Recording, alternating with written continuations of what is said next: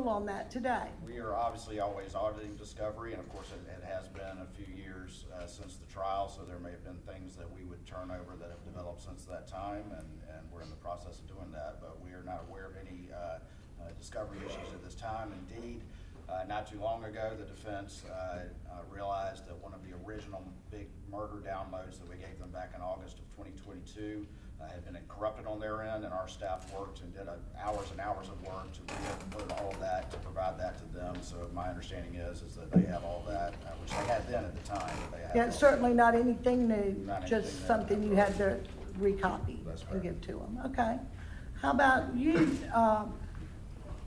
Mr. Harpootlian? Do you have any discovery issues right now? Mr. Griffin would like to address that, Your Honor. Mr. Griffin, be happy to hear from you.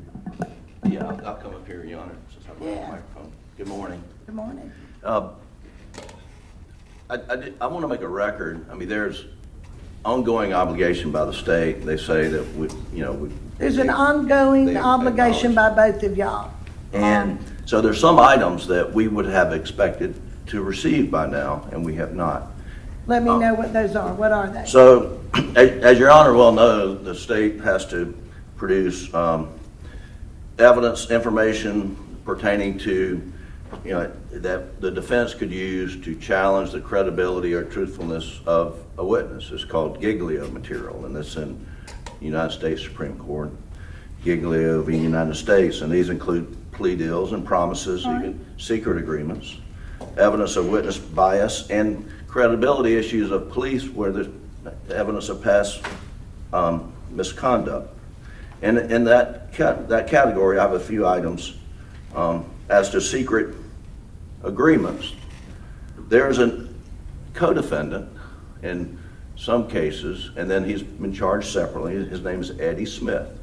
Curtis Eddie Smith, who's a distant cousin of Mr. Murdaugh, was charged on November 2021, almost 5 years ago, of ab-hand, pointing and presenting, conspiracy, filing a false police report, and that's related to a roadside shooting that involved Mr. Murdaugh. Subsequently, in June of 2022, he was indicted by the state grand jury of 4 counts of money laundering, trafficking in meth, of other things. 4+ years have gone by, and those cases have not been disposed of. Every other case that we're aware of have been disposed of. And it begs the question, why not? Do they have a cooperation agreement with Mr. Smith? If so, what are those terms? He has been identified as a witness in this case since the last trial, well before the last trial. So we've got nothing on Mr. Smith. And if they have a deal, they're obligated to disclose it. If they have an understanding, they're obligated to disclose it, and we've never received it. With regard to credibility issues of police, we are aware that Judge Roger Young dismissed a murder case, and the name of that case is State v. Michael Colucci, and he was indicted in 2015. In June of 2025, Colucci's attorneys filed a motion to dismiss the indictment, saying that the state withheld critical exculpatory evidence on the eve of jury selection. The motions identify David Owen, SLED agent David Owen, who was the lead case agent in this case, who after this case received SLED Agent of the Year award. Judge Young dismissed the Colucci case because of withholding of exculpatory evidence. We want to know what's in Mr. Owen's SLED agent, I think he's retired now, in his HR file. Was he reprimanded? Was he sanctioned? Were any steps taken as a result of the Colucci matter?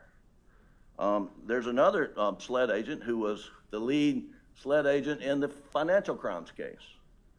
Well, right now, we assume he's going to be a witness. He retired from or resigned from SLED. We don't know exactly under what circumstances, but then he went to work for the Charleston County Sheriff's Department. On June 8, 2026, Captain Ryan Kelly was terminated from his position, according to the Sheriff's Department, for conduct unbecoming harassment, improper procedures. And so that would be information. We don't have subpoena power unless we subpoena them to a hearing. They have control and can request this. We don't have it, and we would like it. And so, Your Honor, that's some Giglio material. Some Brady material that we have, think we're entitled to, and as you know, Your Honor, Brady is evidence that is, could be exculpatory. We have learned through reporting from Fitz News that there was a recent murder, we believe, in Allendale County. And what has come out of that investigation and what has been leaked to the press is that Murdaugh murder weapons were connected to the Allendale County murder. Now, how could that be? And so we would like to know, were Murdaugh murder weapons connected to this Allendale murder? Now, if Your Honor will get into this, you'll learn that the SLED agent ballistic forensic lab did an analysis of just the shell casings on the 300 blackout that was used to murder Maggie Murdaugh. And the ballistics expert testified that the extraction marks on those shell casings found at the murder scene matched extraction marks found on shell casings around the Moselle home and at a shooting range. And their analysis was, in his opinion, it was the same gun that injected the shell casings of the 300 blackout at the house, at the driving range, and at the murder scene.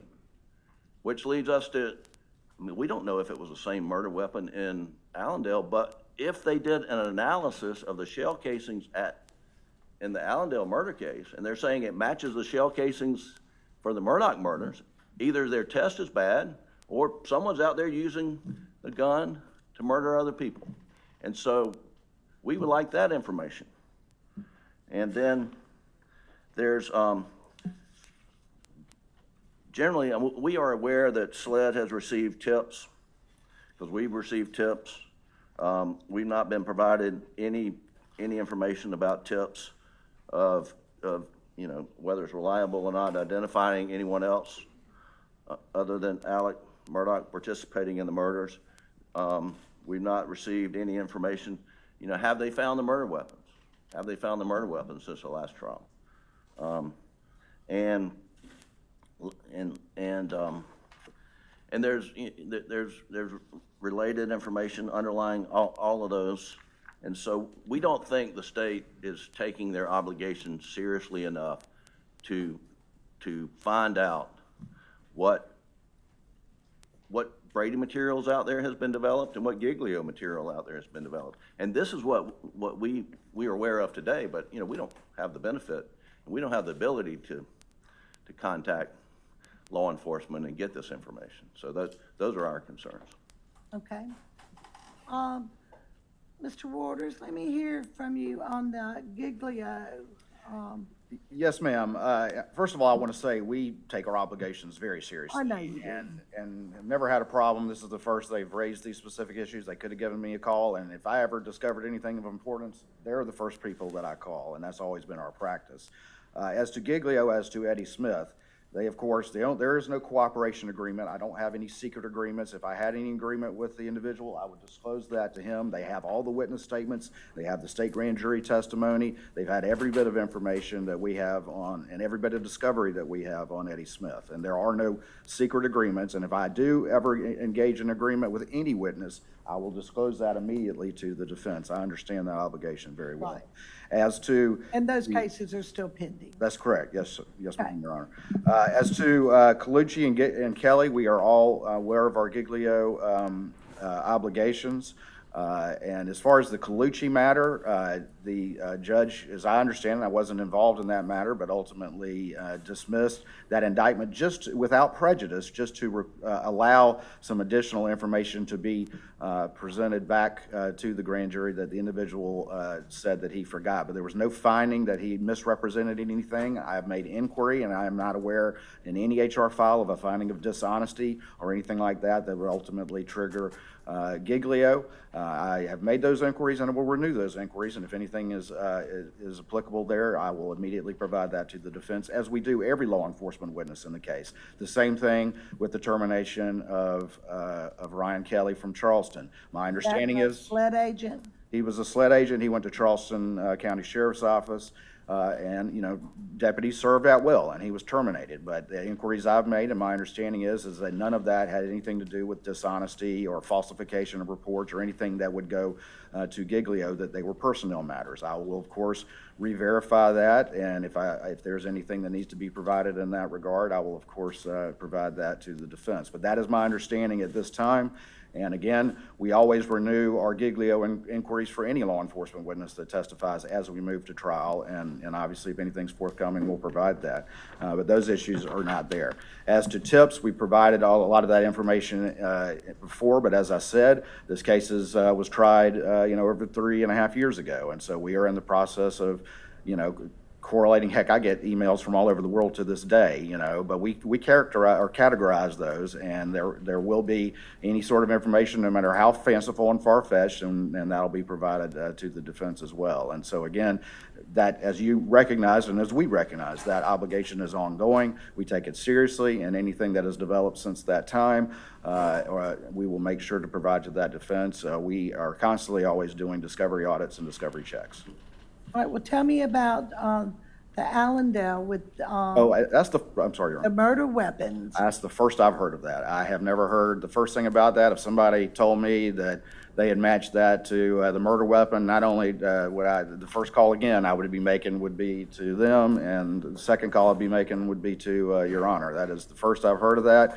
I've never read the Fitz article. Certainly nobody at SLED, who I communicate with on a daily basis, has said, hey, Creighton, by the way, X happened. So I will certainly look into that, but I would be flabbergasted to find out that actually had happened and no one had advised this office of that. Okay. All right. I hope that answers your questions. He's going to get back with you. He's going to double check on Agent Kelly. But to his understanding, there was no dishonesty, but that would raise the bar to Giglio. Yeah. But he's going to get back with you. As far as the murder in Allendale with the murder weapons, you certainly raised my eyebrows on that. Your Honor, throughout this case, Fitz News has been breaking stories that we were unaware of, and we can go through a long litany of that. But there was a podcast. There's a reference to what I just said to you. Maybe you could forward that to Mr. Waters and let him look at it and see if there's anything to it. But we would ask that they look into that. And I'll be the first to say, Your Honor, is that I don't watch the podcasts and I don't read the blogs. Because I try to base what I'm doing on the evidence and not on speculation that's out there in the media. But I've never heard of that thing, and I will make inquiries. But it would blow my mind if something like that had happened in SLED and not call me. I communicate them daily. Their general counsel sitting here in the gallery here today. Okay. Right? And Your Honor, we would ask for the underlying documents on the Colucci matter involving judge's ruling, anything that was filed, anything related to the Colucci matter, and we'd On ask the one that's going back to the grand jury that was dismissed, that was referred back or dismissed without prejudice. Without prejudice, just to represent to the grand jury is my understanding. And again, my knowledge of that case is very limited. All of this really was publicly reported, and there's a public transcript in the judge's ruling, which is available to the defense. Get it from the clerk's office. Yeah. Well, we do have some materials, but we don't know if we have all the materials. And then, Agent Kelly's, documentation relating to his termination, I don't think it's just sufficient for him to say, well, I've asked and there's nothing related to misconduct, because what's publicly reported seems to be related to misconduct. Well, there's a difference between what's in a personnel file that may be. That's exactly right. And there's a different Exactly. avenue to go. When you're talking about law enforcement's personnel file, usually you can ask for them, but then they come to me.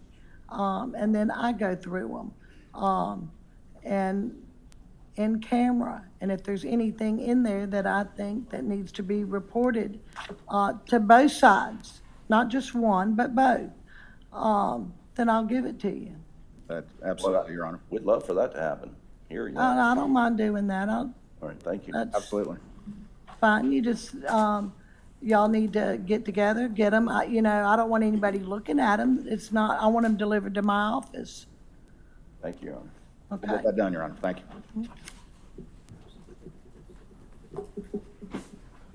All right, next, Mr. Harpootlian. I think this motion should be moot. I heard Judge Gergel dismissed without prejudice, and I think you have it on appeal, to modify the protective order for your federal case. Are you going to withdraw this and maybe refile it later after the appeal? Yes, Your Honor. That's what, We filed it before Judge Gergel precipitously dismissed the case. perfect. I figured that made this motion moot, and I could get rid of it. If you need to refile it, please feel free to do so after the Once the Fourth appellate. Circuit sends it back, we'll be doing that. Okay. Then my next motion was the state sent me a proposed order for an amended protective order. This is by consent because I received your email, Mr. Harpootlian, that you consent. Mr. Waters, what I want to make sure is because, this is a new case. That means there's new filings. And in your motion for this proposed protective order, you listed a bunch of stuff. Is that included in all of this, or was that just a history exhibit B that you gave me? Yes, the Exhibit B just was for, this is a new case, but I just wanted to provide the court the sort of the historical development of the protective orders and sealing orders in this case. So While we're signing it, why I'm signing it and y'all are agreeing to it. Is that yes, right? ma'am. It was just for the court's information as to how things started, how they progressed through the first trial, and how they now set up for Your Honor. Okay, well, if you both agree, I'm gonna tell you, I'm going to sign it. I also took the liberty of putting a consent for both of you to sign.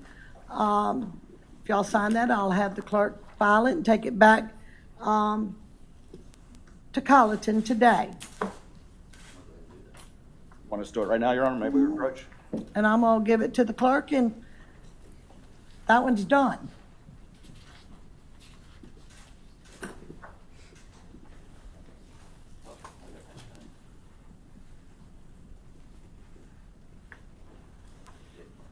Yeah.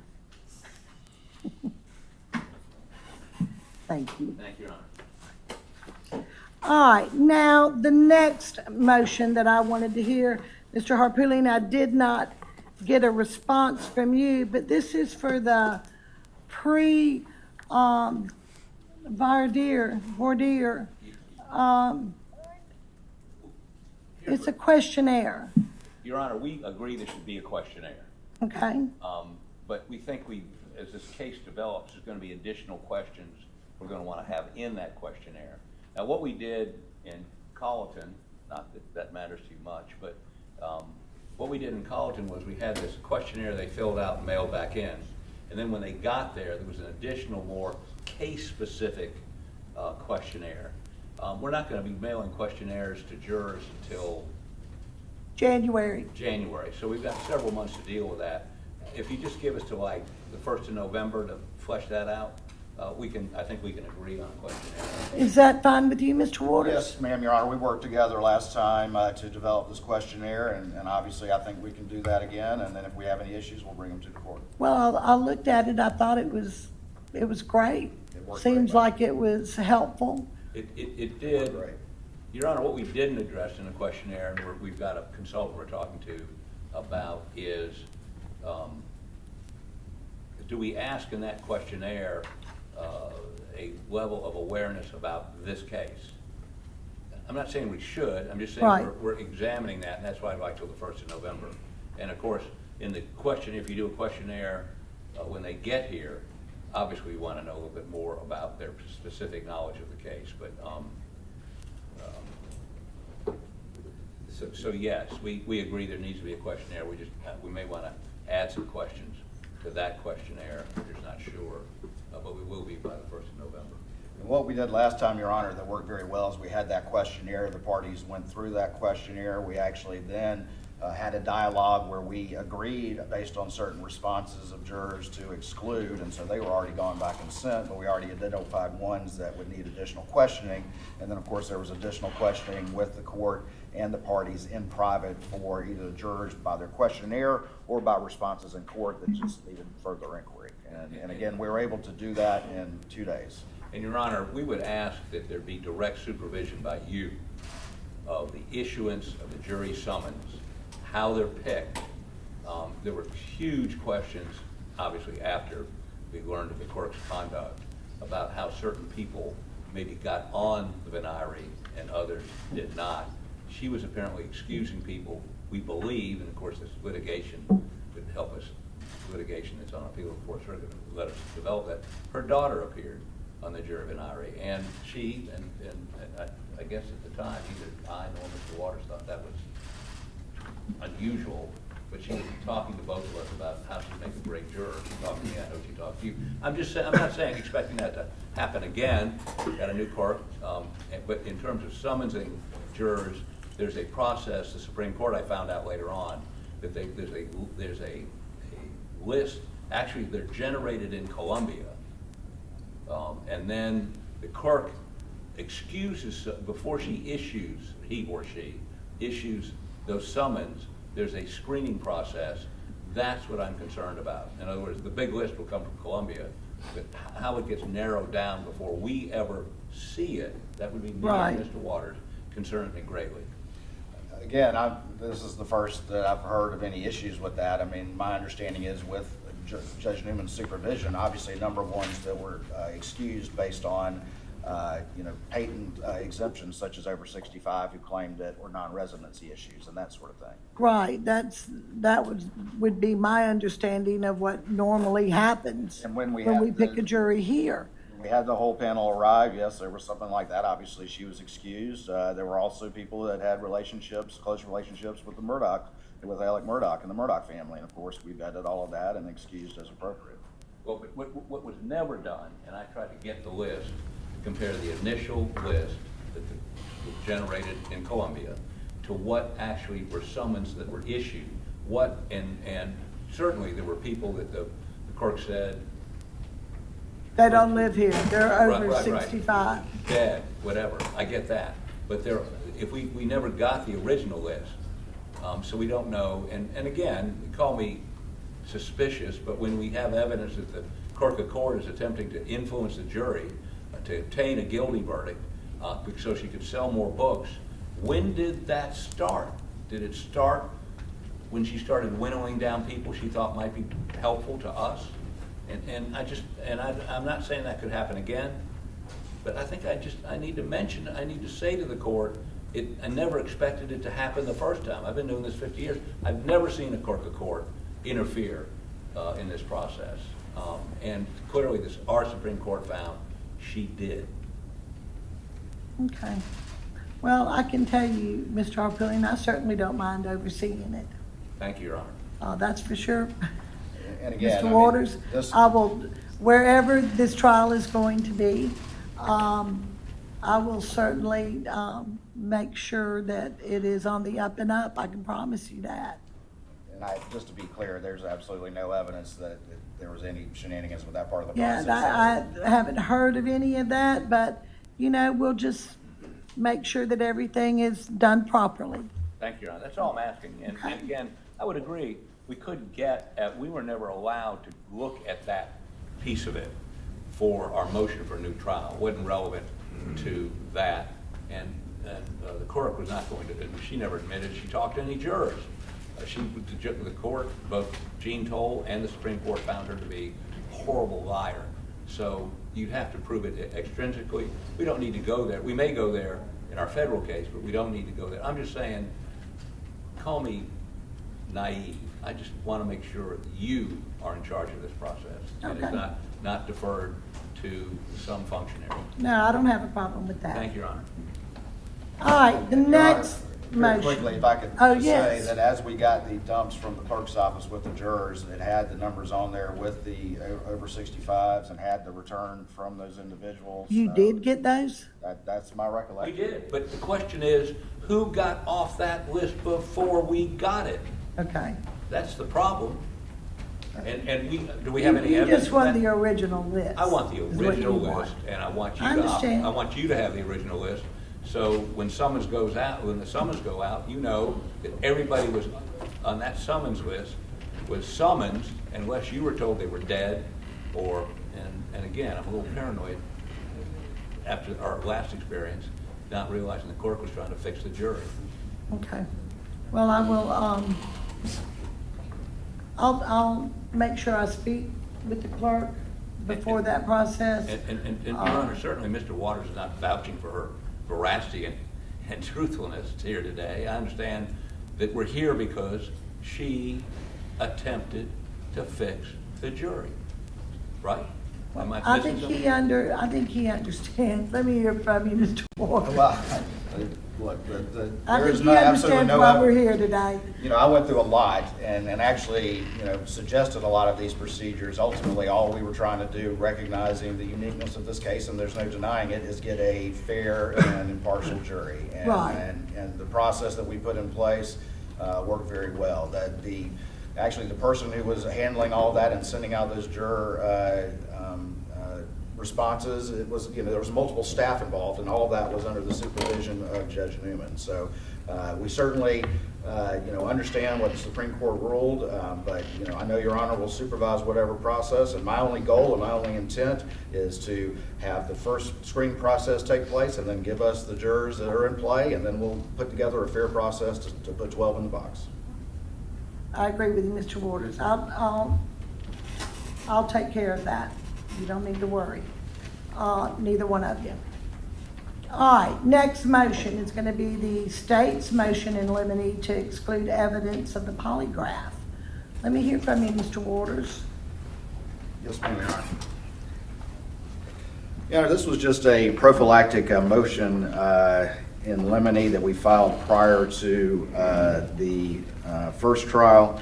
And again, the case law is cited in there. I'm happy to detail it for Your Honor, but obviously the case law is very clear in South Carolina that polygraphs are a no-no, and that's because while they may be an investigative tool, the reliability of them is questionable. And of course, even the U.S. Department of Justice manual notes that it's not a lie detector. What it does is record physical responses that in the subjective opinion of the examiner may indicate deception, but that deception may or may not be related to concerns of guilt or innocence. And that's why the courts have always rejected those, in addition to the fact that they go to the heart of why we have courts and why we have juries, and that's of course for the ultimate determination of the truth of the matter. And so obviously from the state's perspective, if ever there's a polygraph issue or there's an interview that occurred after polygraph, we are rock solid to make sure that witness and that officer or whatever does not say the P word out loud, and that's just been the general rule. And and this is the way I do things, just like we did the financial evidence last time. We laid all our cards on the table, did a long, extensive hearing. There was no gotcha moments or anything like that, and we just asked for the same thing, that there be, just sort of an in-camera ruling and an instruction that the polygraph word is not to be mentioned because, again, it can be hard to unring the bell. That's right. Let me hear from you, Mr. Harpootlian or Mr. Griffin. Please, Court, Your Honor. Sure. So generally, Mr. Waters is correct. But, and let me point out to the court, and I'll hand up a copy of the case. It's the state versus Henry Eastwood, which, It's the Eastwood case? Is that what you said? I'm sorry? It's the Eastwood? It's the Eastwood case. I got a copy of it. Go ahead. Is that you? No, I've got a copy of it. So, as you know, if you've got a copy of it, the Supreme Court said there's not an absolute ban. There are circumstances under which a polygraph could be used. Again, it is not a lie detector, but the question is, if somebody was confronted with the fact that they failed a polygraph, did they give it, in this case, did they give a confession? The Eastwood case, it was a confession gotten. In this case, and we want to argue this more fully depending on whether or not this witness is called, Eddie Smith, who, as we've already understood, was charged with a whole bunch of stuff, had a proffer agreement with the state, and the proffer agreement was conditioned on him passing a polygraph. And as Mr. Waters knows, in other words, he had a deal, and the deal was predicated on him passing a polygraph. This is a copy of the results of that polygraph. And the polygraph was, did you kill Paul and Maggie Murdaugh? He failed it. And so they, relying on that, canceled his proffer agreement. Now, I'm not saying necessarily that's admissible on cross, but I am saying that it's an issue, not now, but much closer to trial, that we need to be able to litigate. And there may be others. We're going back through, I will tell you, Mr. Murdaugh passed a polygraph, flying colors. So, the same polygrapher. So, it may play a role in this trial. I'm not willing to concede that not under any circumstances can a polygraph ever be used. I'm just giving you this example of Eddie Smith failing the polygraph and them relying on it to cancel his deal. Now, that's what our understanding is from the limited documents. They never called Eddie Smith in the first trial, which we were shocked by. But should they call him in the second trial, we may want to go into this. So I would ask you not to issue an order prohibiting any mention of polygraph with this guarantee. We would not mention polygraph in a courtroom with a jury until given permission by Your Honor to do so. All right, well, let me tell you, anything else from the, Mr. Waters? Well, Your Honor, just to correct one thing, there's never been any sort of deal with Eddie Smith. A proffer is not a deal. It says in big bold letters, this is not a cooperation agreement. It's only, essentially a first date provision. Again, polygraphs can be an investigative tool, but they are never, I never base decisions on them. And frankly, in my experience, I found them to be wrong or for people to indicate DI for other emotional reasons than them to be accurate. This is why they're not ever relied upon in court. The case that they cite is a completely different issue where in that particular instance, the defendant wanted to bring up the fact that he had been given a polygraph and was told by the examiners he was lying as part of his defense in presenting an expert on false confession. And that is nothing that we have in this particular case whatsoever. And in fact, if you look at the cases that we cite in the memo, Your Honor, a prime example of what the Supreme Court has ruled was there was one situation, and give me 1 second, I'll find the case. That would be State v. Counsel, which is the seminal case on that. And in that particular case, there was another witness who took a polygraph on, were you present, were you involved, and DI was shown, deception indicated was shown. And of course, the court said that because a polygraph cannot reliably show truth, it's of no assisting to the jury because it doesn't show anything. So that's a vastly different situation, more akin to what we have here where the Supreme Court has already said no than the situation in the Eastwood case where that false confession and this aspect of it was crucial to that expert's opinion. Okay, thank you. Very, very briefly. There was a proffer agreement. In the proffer is, you're going to tell us stuff, and if you pass polygraph, we can go to the next step, which would be perhaps giving him something for his testimony. They were using it as a screening device, no question about it. But he failed the polygraph, so he didn't get the deal. He's right, he doesn't have a deal as far as we know. And the reason he doesn't have a deal is he failed the polygraph. Now, whether we get to talk to the jury about that 9 months from now is an issue altogether different. But all I'm saying is we would ask you not to issue an order, blanket order, prohibiting the mention of polygraph, although I will concede I would not do that without having pretrial, the in-camera hearing of some sort and getting clearance from you. Well, that's going to be my ruling, Mr. Harpootlian. I'm going to rule that the results of a polygraph examination are not admissible, as well as the defendant's willingness or refusal to submit to a polygraph. And I'm going to tell you now, there is to be no mention of a polygraph test before the jury. This ruling is based on counsel and case and the Palmer case.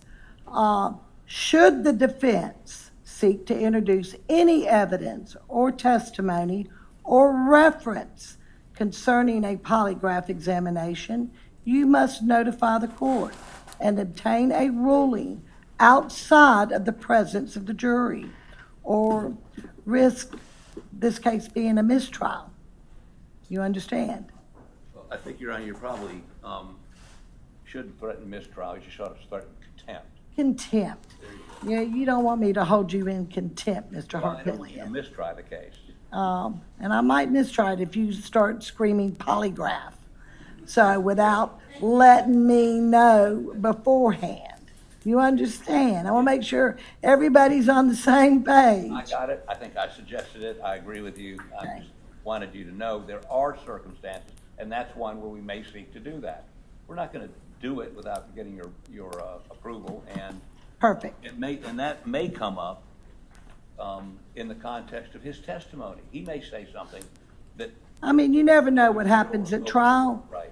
I'm just telling you, right now, I'm telling you, a polygraph is not admissible. If you're going to bring it up, you need to let me know first, and then we'll have an in-camera hearing. Thank you, Your Honor. Any objection, Mr. Waters? None at all, Your Honor. All right, then let's move on to the next motion. The next is the state's motion in limine to allow the state's use of the defendant's prior testimony in retrial. Let me hear from you, Mr. Waters. I've done a lot of research on your motion.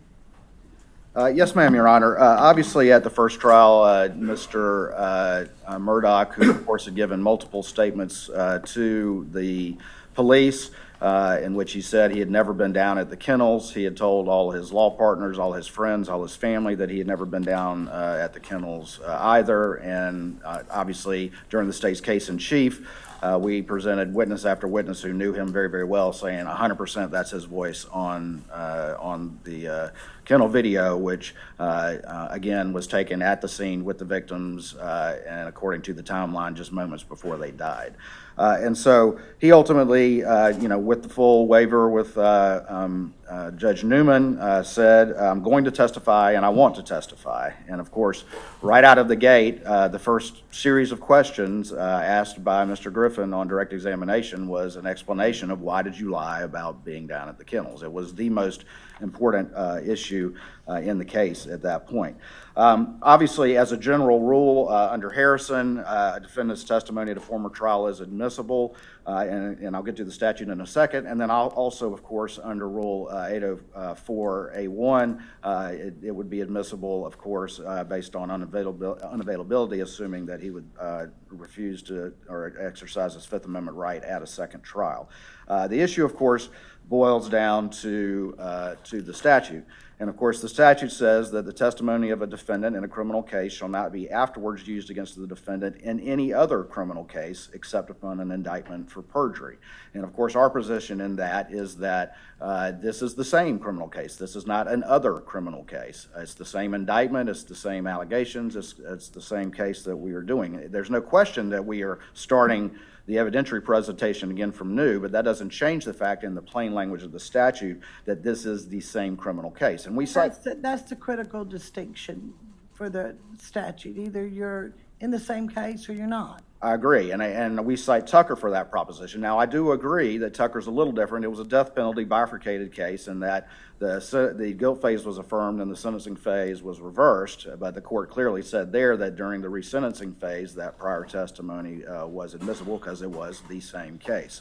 Now, the defense obviously argues that because of the Supreme Court's guidance on the financial issues, that ultimately his decision to testify is somehow impelled by that, and we would respond to that in two ways. Number one is the first thing is it's very clear that the most important reason for him quote, "I want to testify," is that he had to explain that kennel video, which again was the most important issue for the defendant to testify. Secondly, as we look at the opinion, and obviously I know you've deferred on the motive evidence, and we'll get to that at a later time, of course.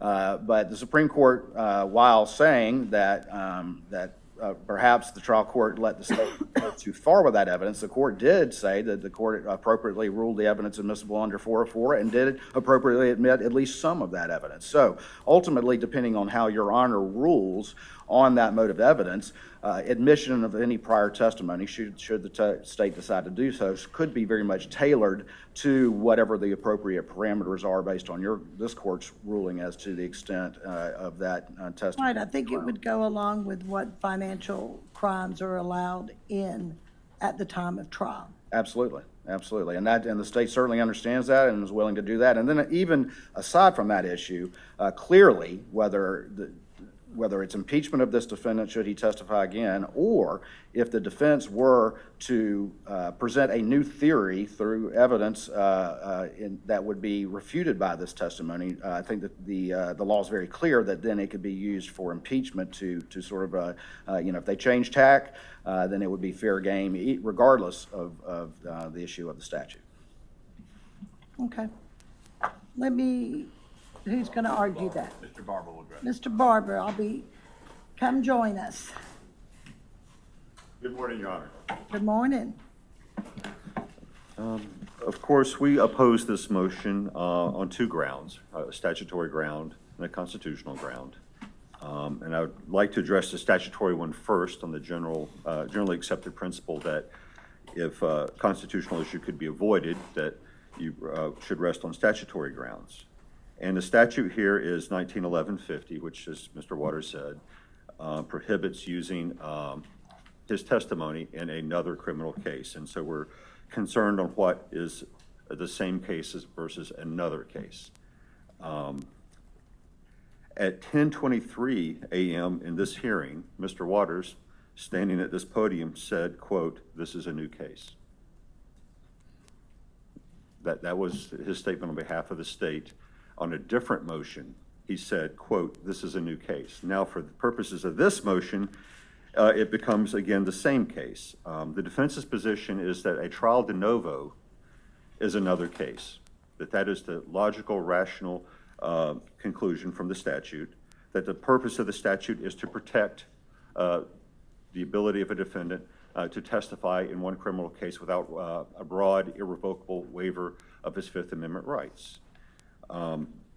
The state, as far as I can tell, takes the position that the indictment number controls whether this is another case or not. Not anything substantive happening in a case. And I would point out that there's not a single case in which, with a trial de novo, because of an error by a state actor, not the prosecution, but certainly a state actor, that constitutes irrevocable waiver of the defendant's Fifth Amendment rights. Tucker was the closest case. As Mr. Waters conceded, it's not really applicable. It's a resentencing on the same conviction. Here we're having a trial de novo, and everything is new. As the court just went through with all those other motions, it's a new case. Even the protective order has to be redone. Everything is new. All the motions in limine have to be redone. The one thing that is eternal and cannot be changed from the previous trial is one witness's decision to testify. That Fifth Amendment waiver is the only thing, according to the state, that's not waived. For purposes of the statute, we suddenly become the same. And before getting to the constitutional infirmity of that, as Your Honor knows, we filed a motion to dismiss the indictment shortly after this motion. It was responsive to this motion. If the state, it's a reductio ad absurdum argument. If we're really going to take the position that it's not a substantive question whether this is the same case or a different trial, well, if it's the indictment numbers under thrift, we clearly meet the standard under thrift for dismissal in the indictment. Now, is that a waste of the court's time? I would say yes, because they'll just go to a grand jury and re-indict it. But if we're going to put substantive import on the indictment numbers, the arbitrary indictment numbers, well, the grand jury, we have testimony from the first trial that the grand jury was presented evidence that the state admitted in its reply closing argument was incompetent, which the witness also admitted was incompetent. We have, if you look at that very lengthy motion for sanctions that's still pending, it's a colorable claim of misconduct. I would point out in Thrift, the Supreme Court explicitly held there was no misconduct. But because there's a colorable case for it, which is the least possible burden, well, fabricated evidence is a colorable claim of misconduct. Okay, is it prejudicial? Well, it would be the only direct evidence linking the accused to the crime, the only direct forensic evidence, something that would prove his guilt that must be prejudicial. So we meet the Thrift requirements. The indictment should be dismissed. They should have to go back and re-indict it. We'll get a different indictment number and be right back here with a different case if that's really their position, that a trial de novo is not another case. And this is just a statutory argument.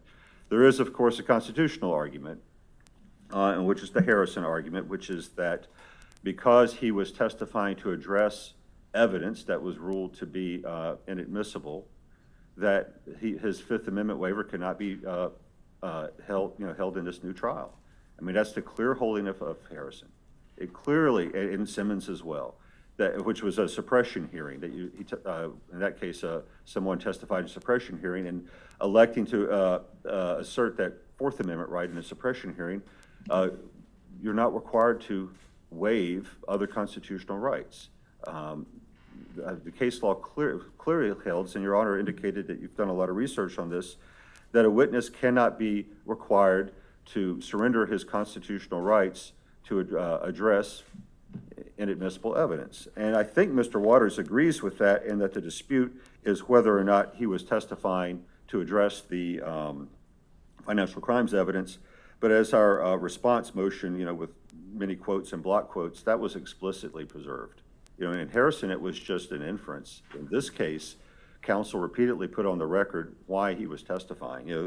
On page 3 of our response, Mr. Harpootlian said at that time, quite explicitly, put on the record that our advice as to whether to take a stand or not would have been different had the financial crimes information that he was also renewing the objection to had not been admitted over objection. And the court held in response to that the objection was preserved. So here we are. Harrison directly prohibits this, though I would suggest to Your Honor that the statute would be an easier ruling because there's no reason to reach a constitutional question. This is another case which we just said a dozen times when discussing previous motions. Thank you. Thank you, Your Honor. Any response, Mr. Waters? Very briefly, Your Honor. First of all, just because I just got this from General Counsel at SLED, that there was a 300 blackout that was used in Allendale. However, it was entered into IBIS, and there have been no leads or no matches on that. So that's what I was just informed. Is that going back to the prior motion? to Yes, the ma'am. prior where the blackout was And I'll find out more, but it does. said to have been used in another murder in Allendale or somewhere? You understand that, Mr. Griffin? Okay. Sometimes a real novel idea is to pick up the phone and call each other and talk. That's what we used to do when we were younger. Just call and ask if you've got a question, and then if you have a problem with it, I'm more than happy to settle it for you. I hate that we have to do this in court. I do. It's easier just to, now we can email you if you don't want to talk to each other. You can just email each other. Say, hey, you heard about this? I have never not taken a call from these gentlemen. Love talking to them. Yes, sir, Mr. Harpootlian. Did he just say he loves talking to me? I did. He did. So maybe you ought to pick up the phone and call him. Maybe they need to start drug testing it. In all seriousness, I have never questioned Mr. Waters' integrity.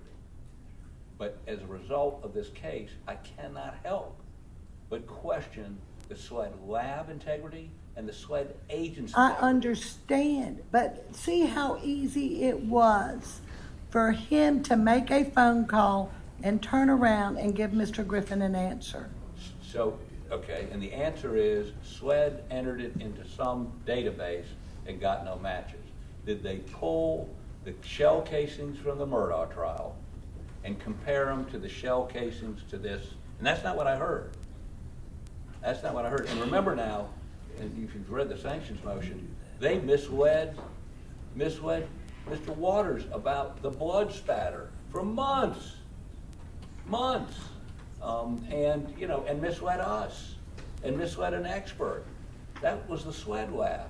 And when we talk about DNA in a little while, that's the context in which we are approaching this case, because we were lied to, the grand jury was lied to by SWED, and he was lied to. So I appreciate the fact he called, and I was a prosecutor for a while. Trust, but verify when dealing with police officers. Who Well, I'm make sure he'd mistakes. be happy to do that for you. I think I have personally been involved in the indictment of 7 sheriffs and multiple police officers. If I had any evidence, anybody intentionally fabricated evidence, I don't play that. There is a difference between, Mr. Harper, excuse me. Let him finish, let him There is a finish. difference between where mistakes or the 2 ships passed in the night and intentional fabrication. That might be their characterization, but that's not what the evidence reveals, and obviously that'll be something that we'll discuss later on. But I will obviously look into that more, but IBAN is the database where you put guns in, kind of like the fingerprint database, and then it gives you hits whether it shows up with other crimes. Would it show if you put in the casings or the markings from the casings? I'm gonna find out more and double check, and we're gonna run this down, but again, there is no, from what was just told by SLED, there are no leads or hits on that blackout that was used in the Allendale shooting. I promise you, though, that I'm gonna find out more. And if you got any other questions, Mr. Griffin, just email him, he'll check it out for you. Sure will, Your Honor. And, I mean, if you want some kind of verification, I'm sure he won't have a problem giving it to you. As long as, again, a phone call between him and an agent who has a stake in maintaining this conviction is okay for him. It's not for us. We want to see if they submitted it, what was the result? Is there a written result? And what I'm trying to tell you, Mr. Harpooling, is just ask him. I think he will give you just that. Okay. And instead of just throwing all these questions at him at one time, just send him an email. And if you want something verified, tell him. Do you have a report to that? I understand you being distrustful. I got it. But if he doesn't know what you want, he can't give it to you. We'll be explicit. Thank you, Your Honor. Yeah, All right, let's go back now. I'm sorry about that, Mr. Waters. Let's go back to the defendant's prior testimony in his retrial. Sure, and just to start out, he said at 1023, I said new case, and I think he's parsing my words a little closely when I'm talking about Your Honor's reconsideration of a ruling. It's still the same indictment, it's still the same testimony, that under oath, it's still the same evidence that's going to be presented. It is the same case. And while Tucker is a bifurcated proceeding, it still was a brand new evidentiary proceeding de novo in that particular case. So I think Tucker is still applicable. Ultimately, again, I think that the appropriate solution is going to depend on your Honor's parameters as we get to that financial evidence. But ultimately, the Supreme Court said, we agree with the state that under the facts and circumstances in existence in the first trial, the trial court acted within its discretion in deciding not to exclude the evidence under 404, and went on to say, we hold the trial court acted within its discretion in admitting some evidence of his financial crimes. So that issue was in play. So it is not going to give them sort of a complete out, unlike Harrison, which I believe was a completely false confession that was played on TV and for everybody to see prior to trial. The financial crimes, according to the Supreme Court, were appropriately in play. The only issue was to an extent which Your Honor and the parties can clearly circumscribe that based on Your Honor's ultimate ruling as to those issues. Okay. All right, I did, Mr. Barber. Your Honor, just very briefly, we anticipated the argument Mr. Waters just made on page 9 of our response brief. It is under Harrison, it is the state's burden to show that its action did not induce the testimony. So this idea that you can parse out that they could have introduced some unknown quantum of financial evidence, we don't know exactly what would have been admissible or not, and maybe that quantum would have been admissible and therefore not triggered Harrison or Simmons. It's the state's burden to say that what they introduced did not compel his testimony, and simply saying that we perhaps could have introduced something is not sufficient to meet that burden. Okay. All right. Well, I've read the case law. I've read the statute in this case, and I think it's pretty clear A criminal defendant's testimony from a first trial is admissible at a retrial in the same case, and that is from 1911-50. The testimony of a defendant in a criminal case shall not afterwards be used against the defendant in any other criminal case. That is, our Supreme Court interpreted 1911-50 narrowly, and it limited its protection to the use in a different criminal case, not the same case. So I believe that his testimony may come in under 804. I've got B1 or A1, I think it's B1, or for impeachment purposes. The court does not find the defendant's argument prevailing.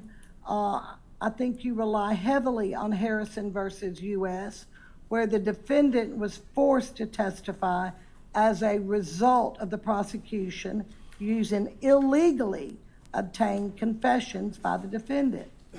Here, the defense argues that the evidentiary decision of the trial judge to allow evidence of the financial crimes coerced the defendant into testifying. However, I went and looked at the ruling again from our Supreme Court. The court ruled that the evidence of the financial crimes in this case is admissible in the new trial, so long as it is probative to the murders. Accordingly, this is inherently different as an evidentiary issue versus illegal conduct. Now, with all that said, I don't know, Mr. Harpoolian or Mr. Barber, what the state intends to introduce as in their case in chief. I don't know what financial crimes are going to be allowed in and what's not going to be allowed in. If it's not allowed in, certainly that testimony related to it. It's all subject to rules of evidence.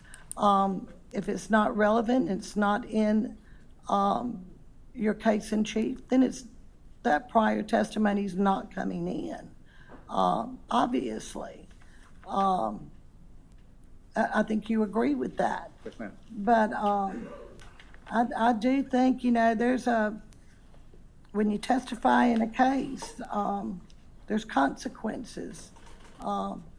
Testifying and not testifying, there's consequences. You don't get to tell your story, but then you're also at the peril of cross-examination, and it's sworn testimony. So I'm going to allow it in, subject to what is being testified to in the trial. Okay? Your Honor, for the record, we would respectfully Disagree? disagree. Are you going to issue a formal written order, or is that your ruling? That was going to be my ruling. Fine. And of course, we would renew it when it becomes relevant, but I just want to make sure we're not perceived to have waived an objection to that. Sure, I'm not going to let you waive any objections. You can take objections to all my rulings at the end if you'd like, and we'll put it on. It'll be on the record. We'll revisit it again at trial. Thank you, Your Honor. Okay. All right.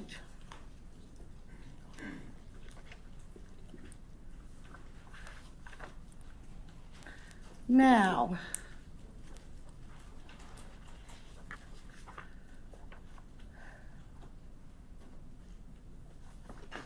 let me go to the state's motion as to the privilege review of the defendant's phone and the motion to compel defense to turn over the digital evidence.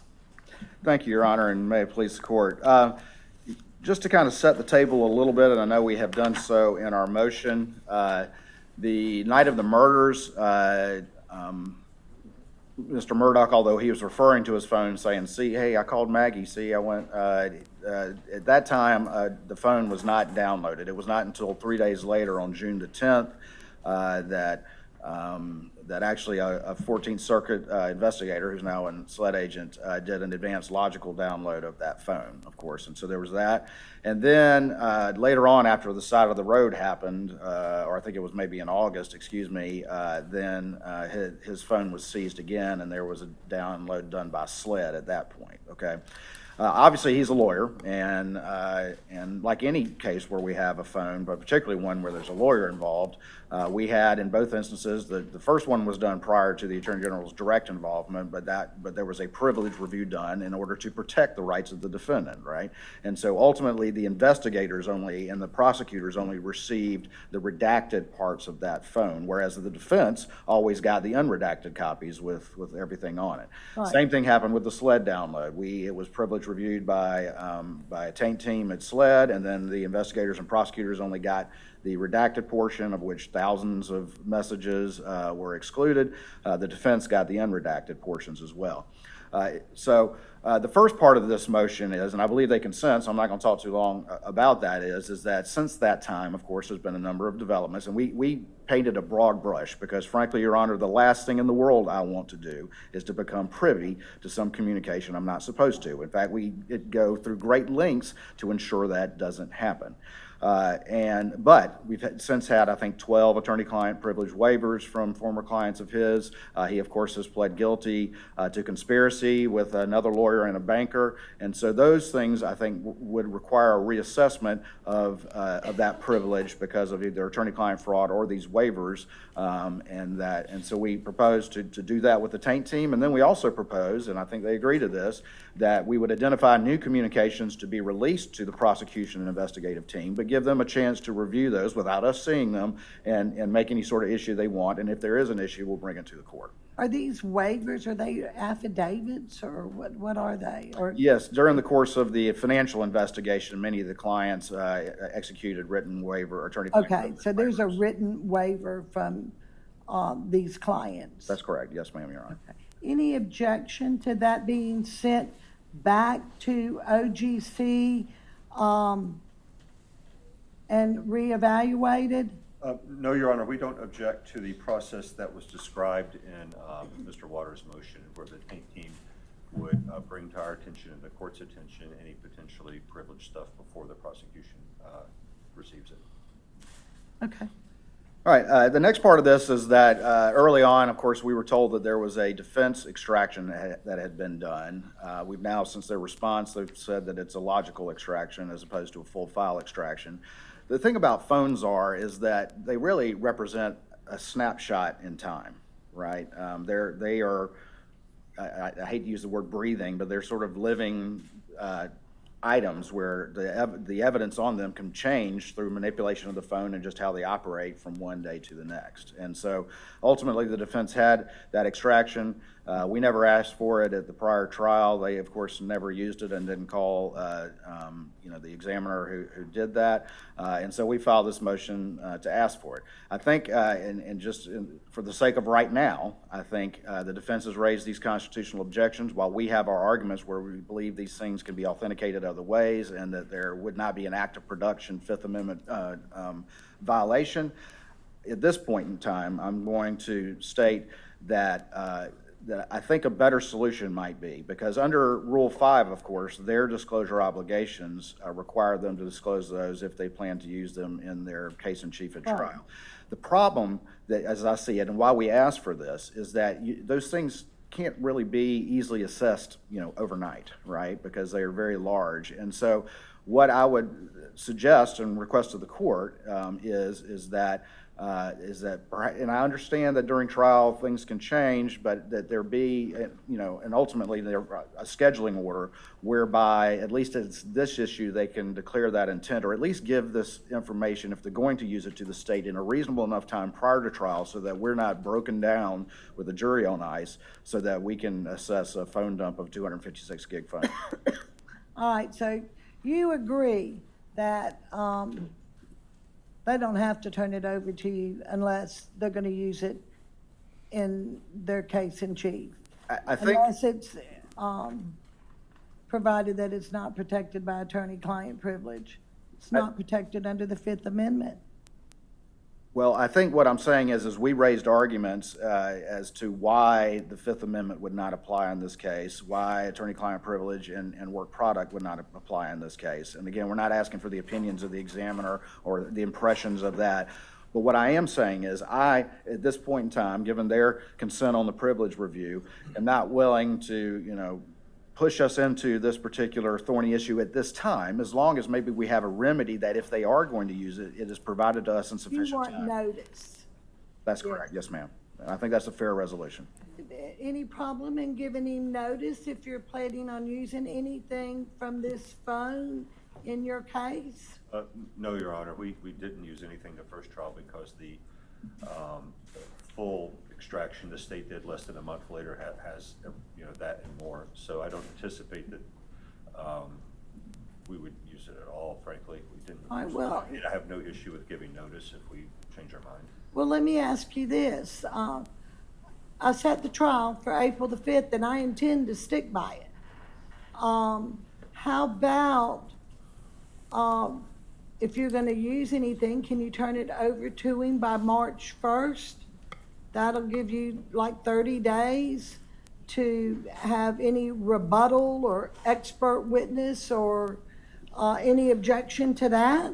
If Your Honor if this is only about the Chip Johnson cell phone extraction that we're talking about, if that's what's subject to that notice requirement, there's no objection. Thank you, Your Honor, that's absolutely acceptable. The only other thing I would just ask, and I'm sure they would do that anyway, is that as we work out these issues, that any extraction be preserved during the course of the March 1st deadline. Okay, I March think that 1st. takes care of that issue, Your Honor. Perfect. But we're just going right through these.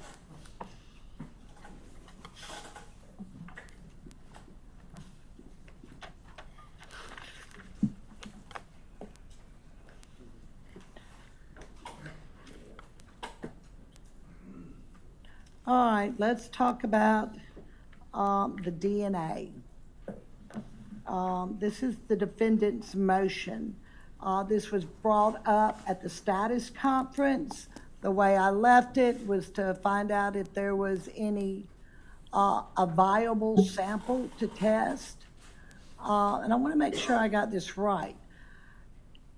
It looks like there was really two samples.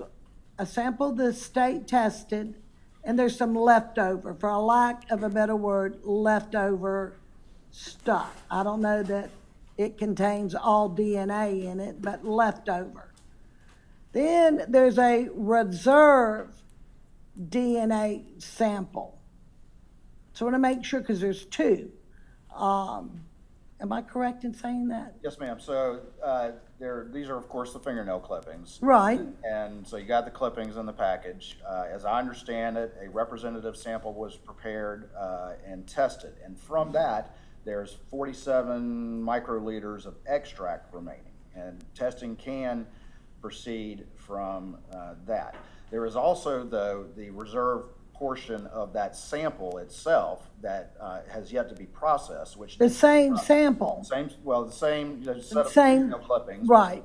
but it's kind of like a shirt, or pants. You get the pants, you do cuttings from it, you don't cut the entire thing, and so there's still parts of the pants that could potentially be cut and tested and that sort of thing. So it's very Right. similar. So we have extract, and we also have the unprocessed sample, and so what we have, and we've had a discussion with their expert, and he said, that's barely even a mixture. But he's talking about the leftover stuff though, right? He's talking about the remaining extract, correct? The leftovers. And we're willing to let them test that extract, even though he says it's The leftovers. correct. But what we would want is at least some recognition to them, because he said it's going to be consumed, that's going to be gone. We have preservation of evidence requirements and all the rest of it. Are we still talking about the leftover stuff? And then on the unprocessed, what we have said is that we will process and quantify that and then stop, okay? And at that point, we will know the quantification. We will also know the likelihood, which is highly likely, that there will be leftovers from that, from which that the defense could have that as well. And so we're willing to do that in conjunction with and in discussion with the defense and their expert, which is an extremely fair way that all parties have access to all. I read your motion. I was just, Mr. Griffin, you arguing this? Yes, Your Honor. I just wanted to make sure that they're willing to give you the leftover stuff. That's how when I read it, I'm like, okay, there's 2 DNA samples, are all from the fingernails. They want to give you the leftover stuff, but then they want to go and do a quantitative test on the unprocessed sample Right. and then decide what to do with it. If maybe y'all could share it, Right. or do I have to give it all to you? So that, and in that conversation, we asked, to what end do you plan to use it? And we've gotten no answer. Okay, well, I'm gonna get to that in just a minute. And so our expert says the whole quantitative analysis, it does consume some minute portion. So they would be consuming the minute portion. At Othram, they do the exact same thing. If they got, and to be clear, Othram has in the past, and I'm sure will in the future, they receive DNA samples from SLED. They're in chain of custody. They have routinely test From our lab, it's. yes. So there is a way, because that's one of my questions, And so, and they're to maintain a chain of custody. absolutely certified to do that. They do that with law enforcement around the country. And Your Honor, I've just watched recently the Idaho murder Somebody else- documentary I on. haven't watched it. But Othram is right there. I mean, they are the lab who does this, and it's Well, that was gonna be my next question to you. I mean, are they an accredited facility? 100%. You know, I just can't be handing over DNA to somebody who's not They, accredited and they know what they're doing. and we were on the phone with him, and he says, we work with SLAD Lab, and they receive samples from them. They do that work. They do work, on behalf of cold cases around the country, and they do some work on behalf of the Innocence Project. And so they are certified, and there's been no dispute about that.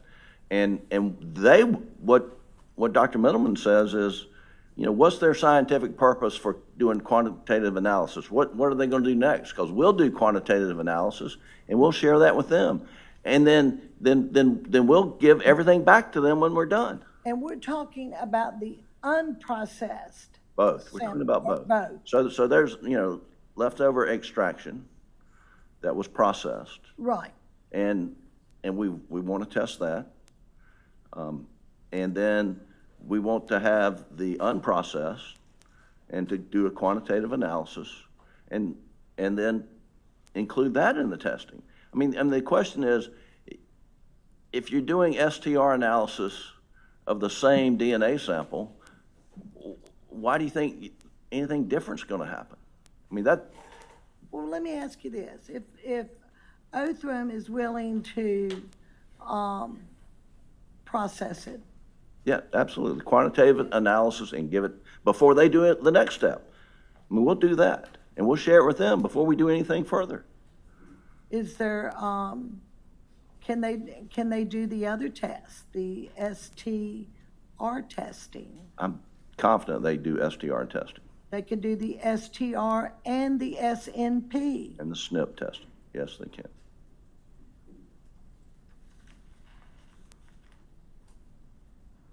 And that's what. And we also, And let me make sure I got this right, because the SNP is really different from the STR. Those results are based and compared against like CODIS, known samples. STR is. The STR.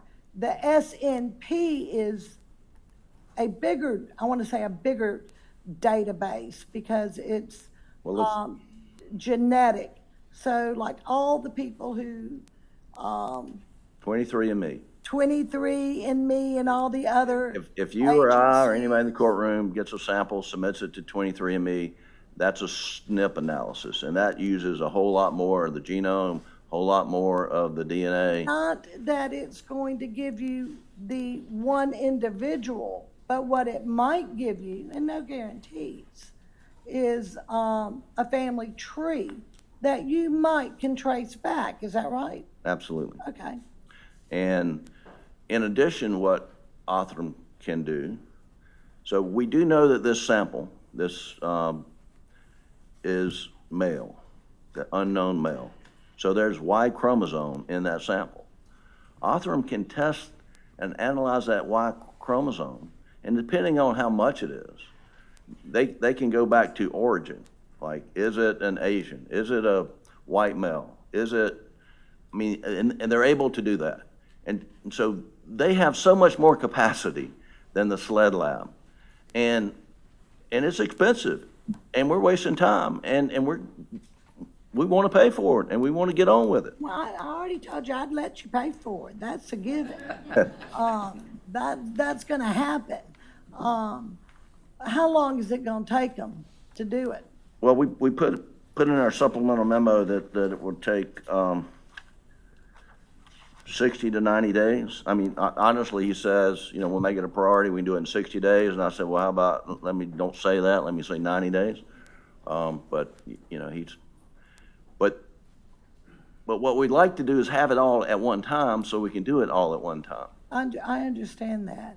But let me ask you this. What does your expert say about having something left over that they can give and share with the state? Do they think if they had it all, is there something going to be left over to give to the state? So they want to do their STR test again. So we would know that, Your Honor, after the quantitative analysis, that we would like to author them to do, and then we would like to share that with the SLED lab. There's no reason, because they're doing the same thing, and Othram says, why?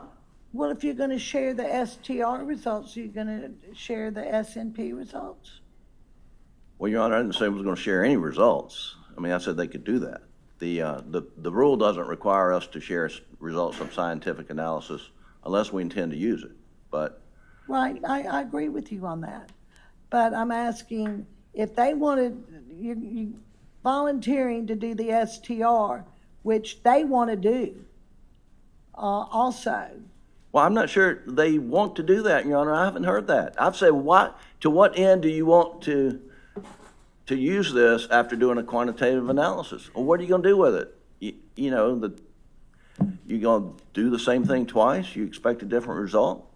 I promise you they're not going to do that, because then that would pretty much cause their lab to be, the credibility to be challenged at that lab. They do the same test, get two different results. I mean, we're talking about the same sample, Your Honor. We're not, and they know the mixture. And they tell us the mixture is 99% Maggie Murdaugh and 1% unknown male. So, I mean, they've got that information. But we'll do the quantitative analysis. We'll come back and, you know, share that with them. And then, you know, if they, you know, I don't know that, you know, we want to do STR. But you can't tell me that you can share it with them, because you don't know yet, because we don't know how much is there to share. Right, and so what I'm saying is we do the quantitative analysis, then we would know, have an idea of, you know, if we're going to use it all or not. I mean, they didn't use it all when they took their sample, and so there's extract. There will be extract that can be sent back, and we, Othram will work off the extract that they, you know, they mix it with a mixture, they put it in their DNA, you know, holding devices, and Othram will do the same thing.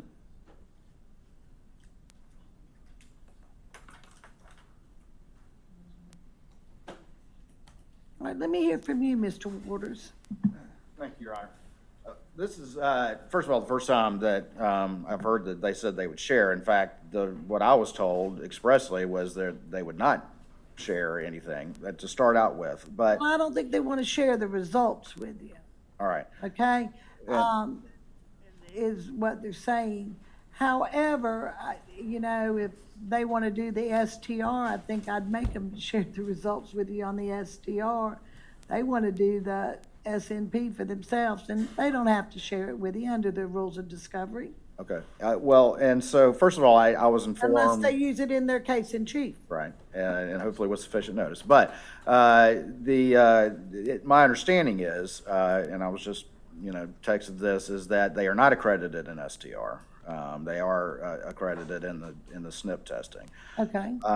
But to explain what this is, and so it's kind of, there's a bag full, as I understand it, and this was recently explained to me, there's a bag full of, the little fingernail clippings, okay? And they pick out a representative sample and put it in a tube and shake it up, and that's from what's generated. And then you have the remaining portions of that item that are in that bag. And so that's what needs to be processed. So it's not a question of necessarily doing the same thing over. It would be like taking a different cutting from an item of clothing. Right, you might have a little bit of DNA over here, and then you might have it on the other side of your fingernail, a little bit more. Correct. And so there is the chance that there could be something that comes out differently. And so SLED can turn around this quant in a couple of weeks. And again, there's nothing to indicate, and this is what I suggested, is that we would do the quantification and the processing and stop.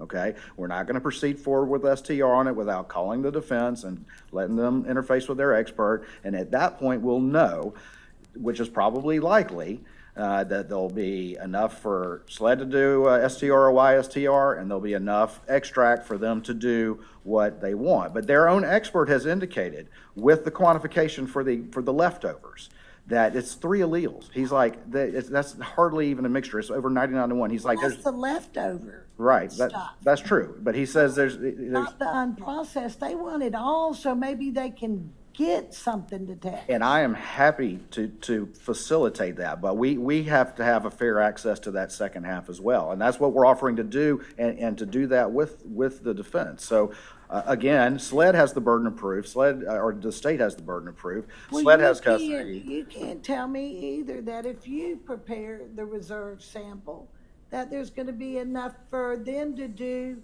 the SNP test. What I can tell you is that we will do the processing in quant, and that will stop. And that's when we will know, and then we can discuss that. Is there going to be enough just for STR? Is there going to be enough for one? If that's the case, then we can talk about that issue. Or what's more likely is there's enough for column A and enough for column B. But there's going to be no prejudice to that if SLED does the processing in the quant, and that's what I proposed to them, which is fair to both sides. And we will stop and have a conversation with them before proceeding, so that there's no prejudice to either side. Let me. Now, they've had 5 years, and we're on appeal for a while, but from 21 to 23, they did all the testing they wanted to do. And now we've come up and asked to test it, and guess what? Oh, we want to test it. Well, they've already tested it. And now because we asked to test it, they want to take control of our testing? I mean, that's not fair. Well, I got it. Let me ask you something.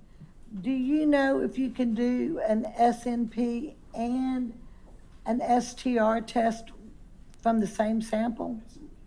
I don't know the The answer to that, Your SNP Honor. first and then do the STR? I personally don't know the answer. We Do can you find know, the Mr. answer out. Lewis? We can find the answer out. But I'm sorry, Your Honor. I was just wondering if he did the SNP, the SNP test first, can you take that same sample and do the STR? As I understand it, we have to process and get to quant, and then we will have an idea of what sort of sample that we have. And then, as I said before, then we can have a discussion with the defense and see, what we have and whether there's enough for this, that, or the other thing. And we can have a discussion. And again, I'm here to be completely fair, and this is a fair process for both sides. And if there's a dispute, then we can come back to Your Honor. But I think SLED, who has custody of this evidence, should do that processing and that quant, at which point we will stop. There will be no prejudice to either side. We'll know what we're dealing with, and we can talk to Dr. Middleman, we can talk to the SLED lab and say, is there enough for column A and enough for column B?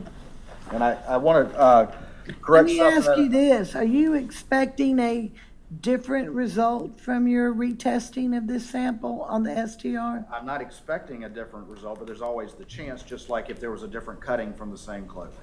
or a different part of the swab. It's always a chance. But that's why with best practices, and I gave you the memo, that reserve sample is kept. And then we're talking about fundamentally burning it all up, and that's fine.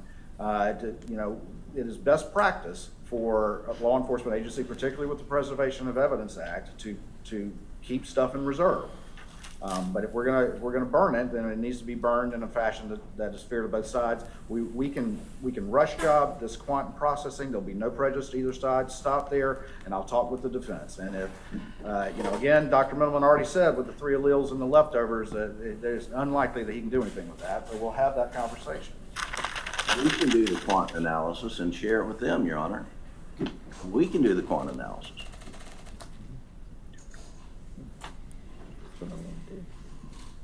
Give me just a second.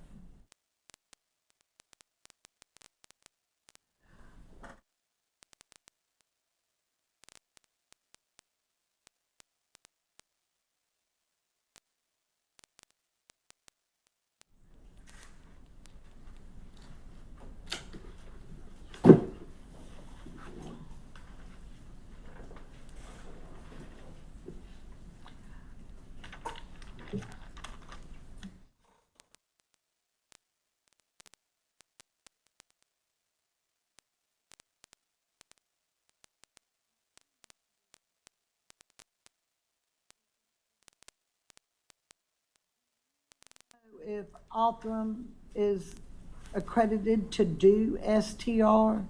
He says they're not. I don't know the answer to that. And Your Honor, I would accept that they're not, but Okay. I need to correct. I think I said they're not accredited in either STR or STP. It's just STR they're not accredited in, according to what I'm advised. Okay, that they're not. Yes, ma'am. but they are in SNP. Okay.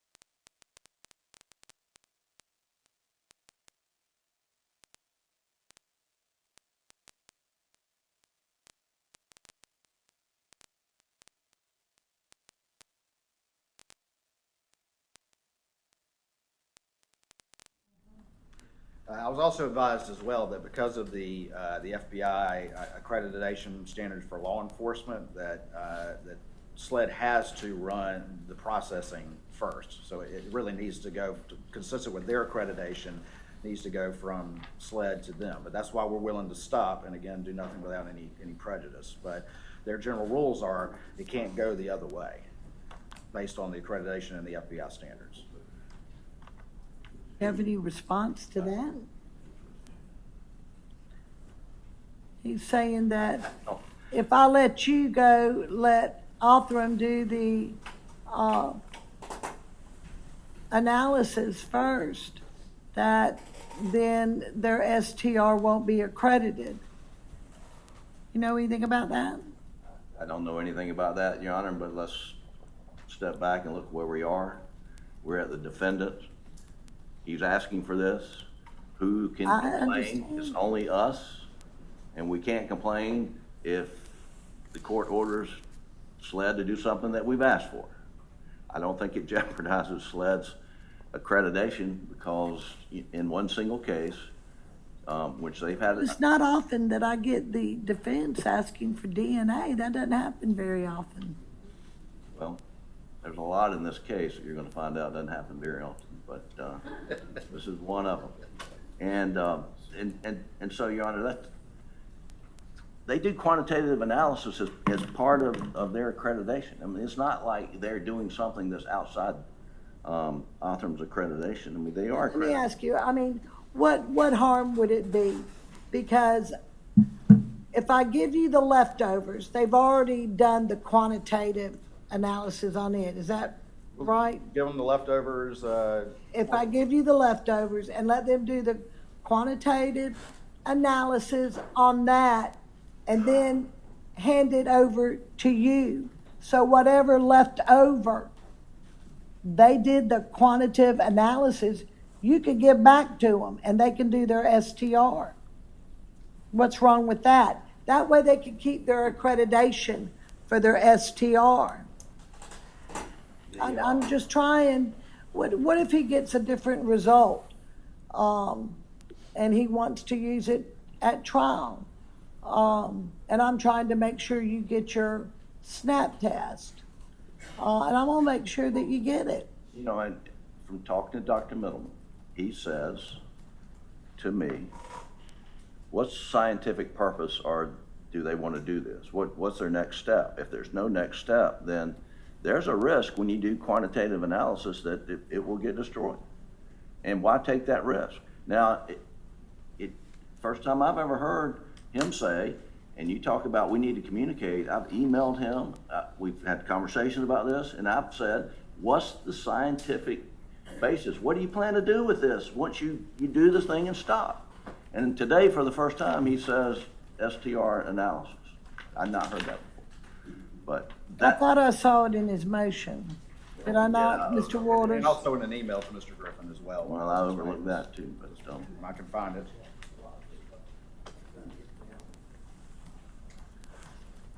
You know, it's not like a piece of paper. I can make a copy of it. Right. You know, and it's just such a little amount, and I'm trying to make sure.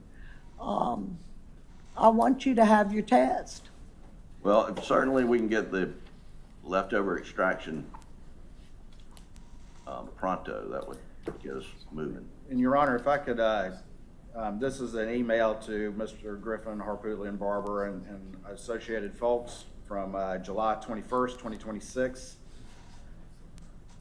in which I stated, as we also discussed, I plan for SLED to process the reserve portion of the 70 and 71 samples where we can get quantification, at which point we would stop and consult with the defense on quantifications and the likelihood of remaining extract before proceeding with STR or YSTR. However, as I told you, I've paused that process while we discuss the matter. This is a fair process for both sides and one I'm willing to work with you on, but I should point out Dick made it very clear that the defense would not even promise to turn over results if reserve sample or extract was sent to you. I'm happy to discuss this further and ensure a fair process for both sides. But, you know, you would agree with me, Mr. Waters, that he doesn't have to turn it over to you unless he's going to use it in his case in chief. Well, I will say this, that if we're talking about, you know, that's why we need to process the reserve unprocessed sample. And then we can figure out, and almost certainly there's going to be enough for column A and column B. But I'm willing to do that and stop and then have a conversation with them. And that's what I've offered. That's the fair result. It doesn't prejudice anyone. And of course, the quantification is going to, you know, determine how much material we have. And at that point, the scientists can analyze what is likely and what is reasonable. And I'm willing to involve them in that process. We just got to get to step one, and SLED can turn that around in just a couple of weeks. And then I will stop and give them a call, and we'll hash it out. And I'm 100% willing to make sure that there's no prejudice to either the state or the defense. Your Honor, to respond to that email, we discussed it. You have to understand the context. Before we tried the last case, they indicated there was blood spatter on a t-shirt. We wanted to examine it. We wanted to have it tested. SLED violated every rule known to man and destroyed the t-shirt in the process of processing. Now, it turns out that they also, when they processed it, determined it wasn't human blood. We didn't find that out till very late. But the point is, we want Offram, who is the gold standard, to do the quant piece. They want them to take that piece they've had for 5 years. Did they check it to make sure the first one was right 5 years ago? No. Now, when we have Offram, oh, we better check that, so make sure we didn't screw this up. This is just a CYA. This has nothing to do with seeking justice. So I would say, let us have the unknown sample, hadn't been processed, let Offram quantify it, let them, and if it's not going to result in them losing their certification, don't test it. They've taken 5 years and not tested it. Why should we run the risk of them screwing that up? That if we screw up the quantification, we accept that. If they screw it up, we don't have a sample.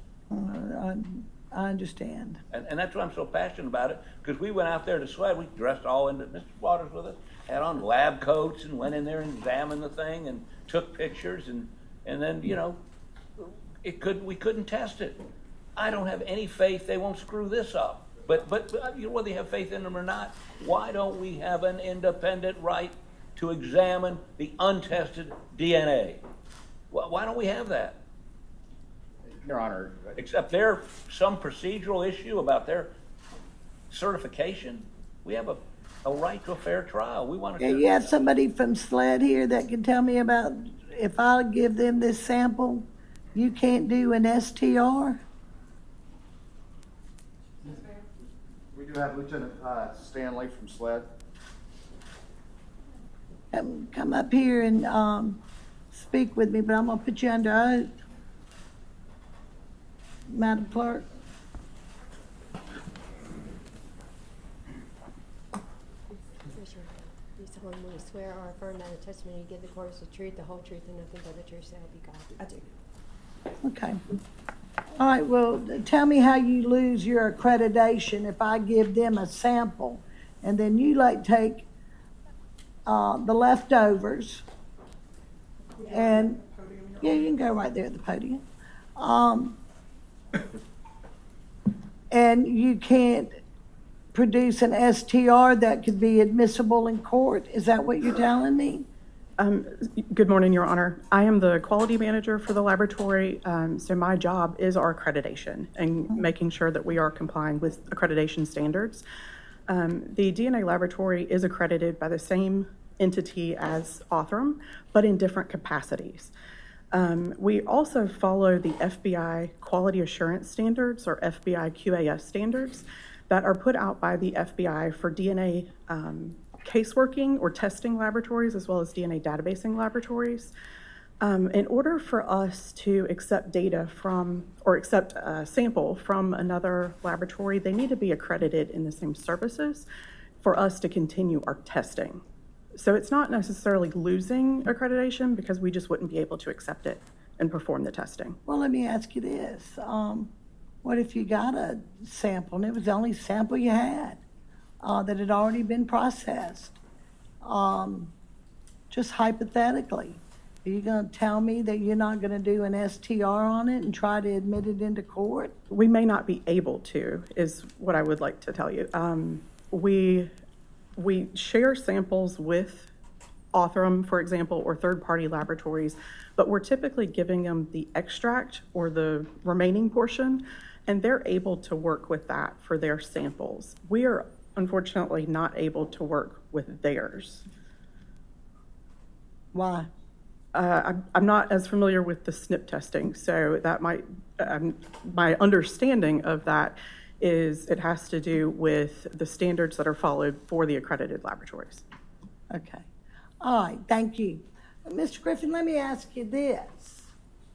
If I give you the leftovers and I give you the unprocessed sample, you have it quantitative and you do your SNP test, and then you give them the leftovers, and they can do their STR test. Would you consent to it being admitted into court? Yes, Your Honor. We wouldn't raise any objection as to the To accreditation or accreditation, chain anything of like custody, that? thing like that. Now, if there's some other irregularity in the process, sure, but not because of it flowed from Othram back to SLED. No, we would not object to that.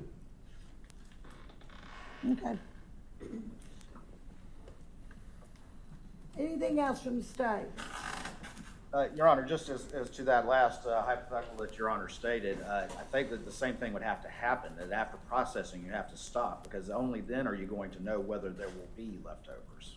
And that's the whole, what I'm proposing is we process and we stop. And at that point, we'll know whether there's going to be enough for STR on SLED and enough for them to have the leftovers of that. And that's exactly what I'm saying. But if they go ahead and run the SNP without consulting with us, there may not be any leftovers, is what I'm saying.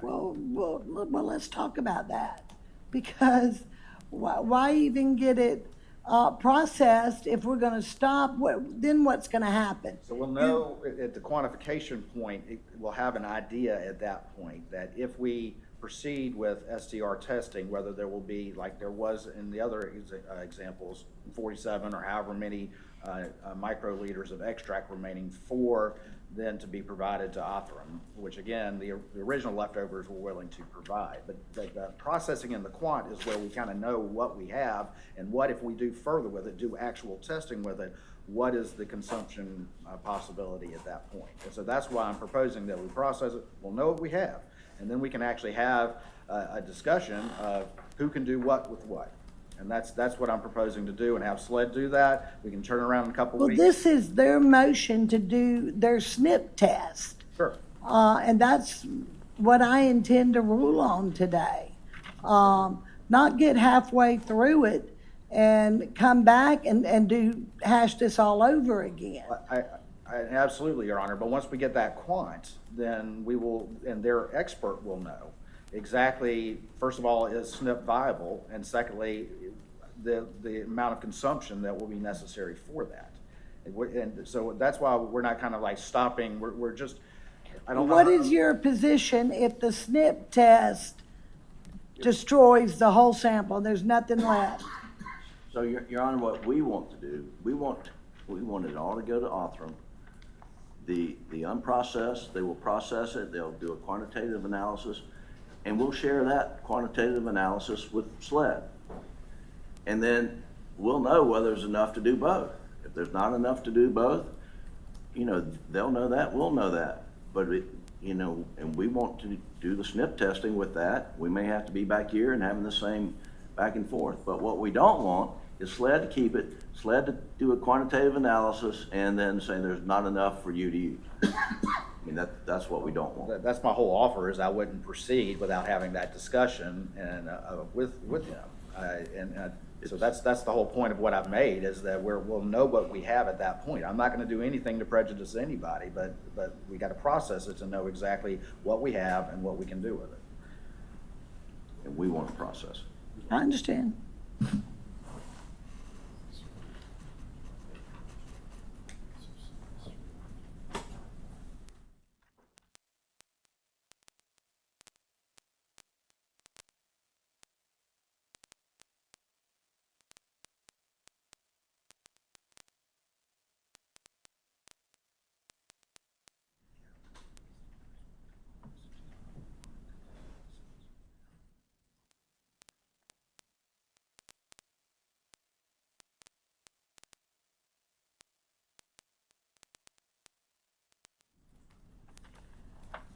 Mr. Griffin, I'm gonna grant your motion.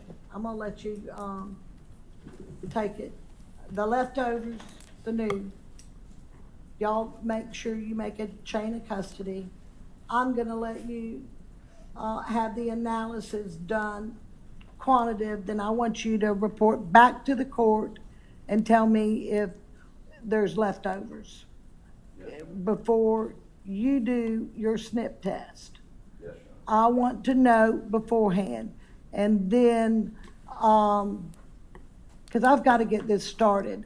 You need 90 days at least. So we need to get it started. I want you to report to the court, let me know, and then I'll have a discussion with y'all on what we're going to do. All right, thank you. Okay? Thank you, Your Honor. Thank you. All right.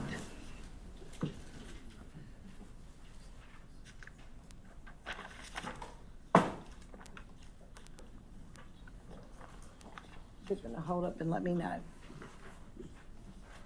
All right, let's talk about transfer of venue.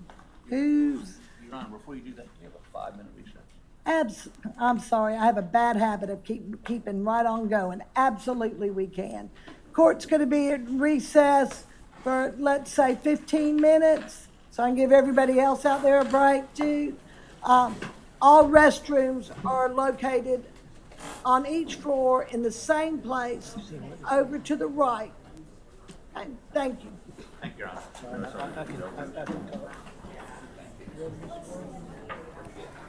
get up. Well, come off the bench as well. Yeah, We're gonna be through by lunch. This is the last one, right? Well, he's just got that McCullough thing, but I don't know why we even have to be here for that. We should be excused.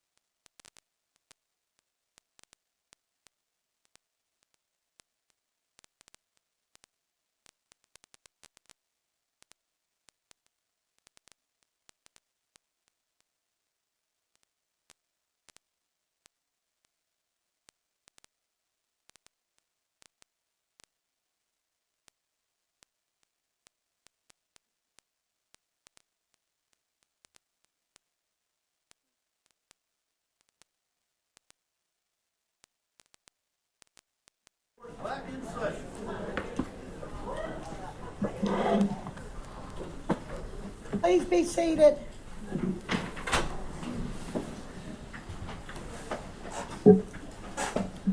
Thank you, Your Honor. You're welcome. I remind you of my age.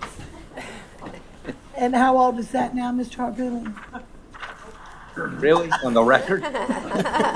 I'm old, okay? You're not under oath. You're not under oath.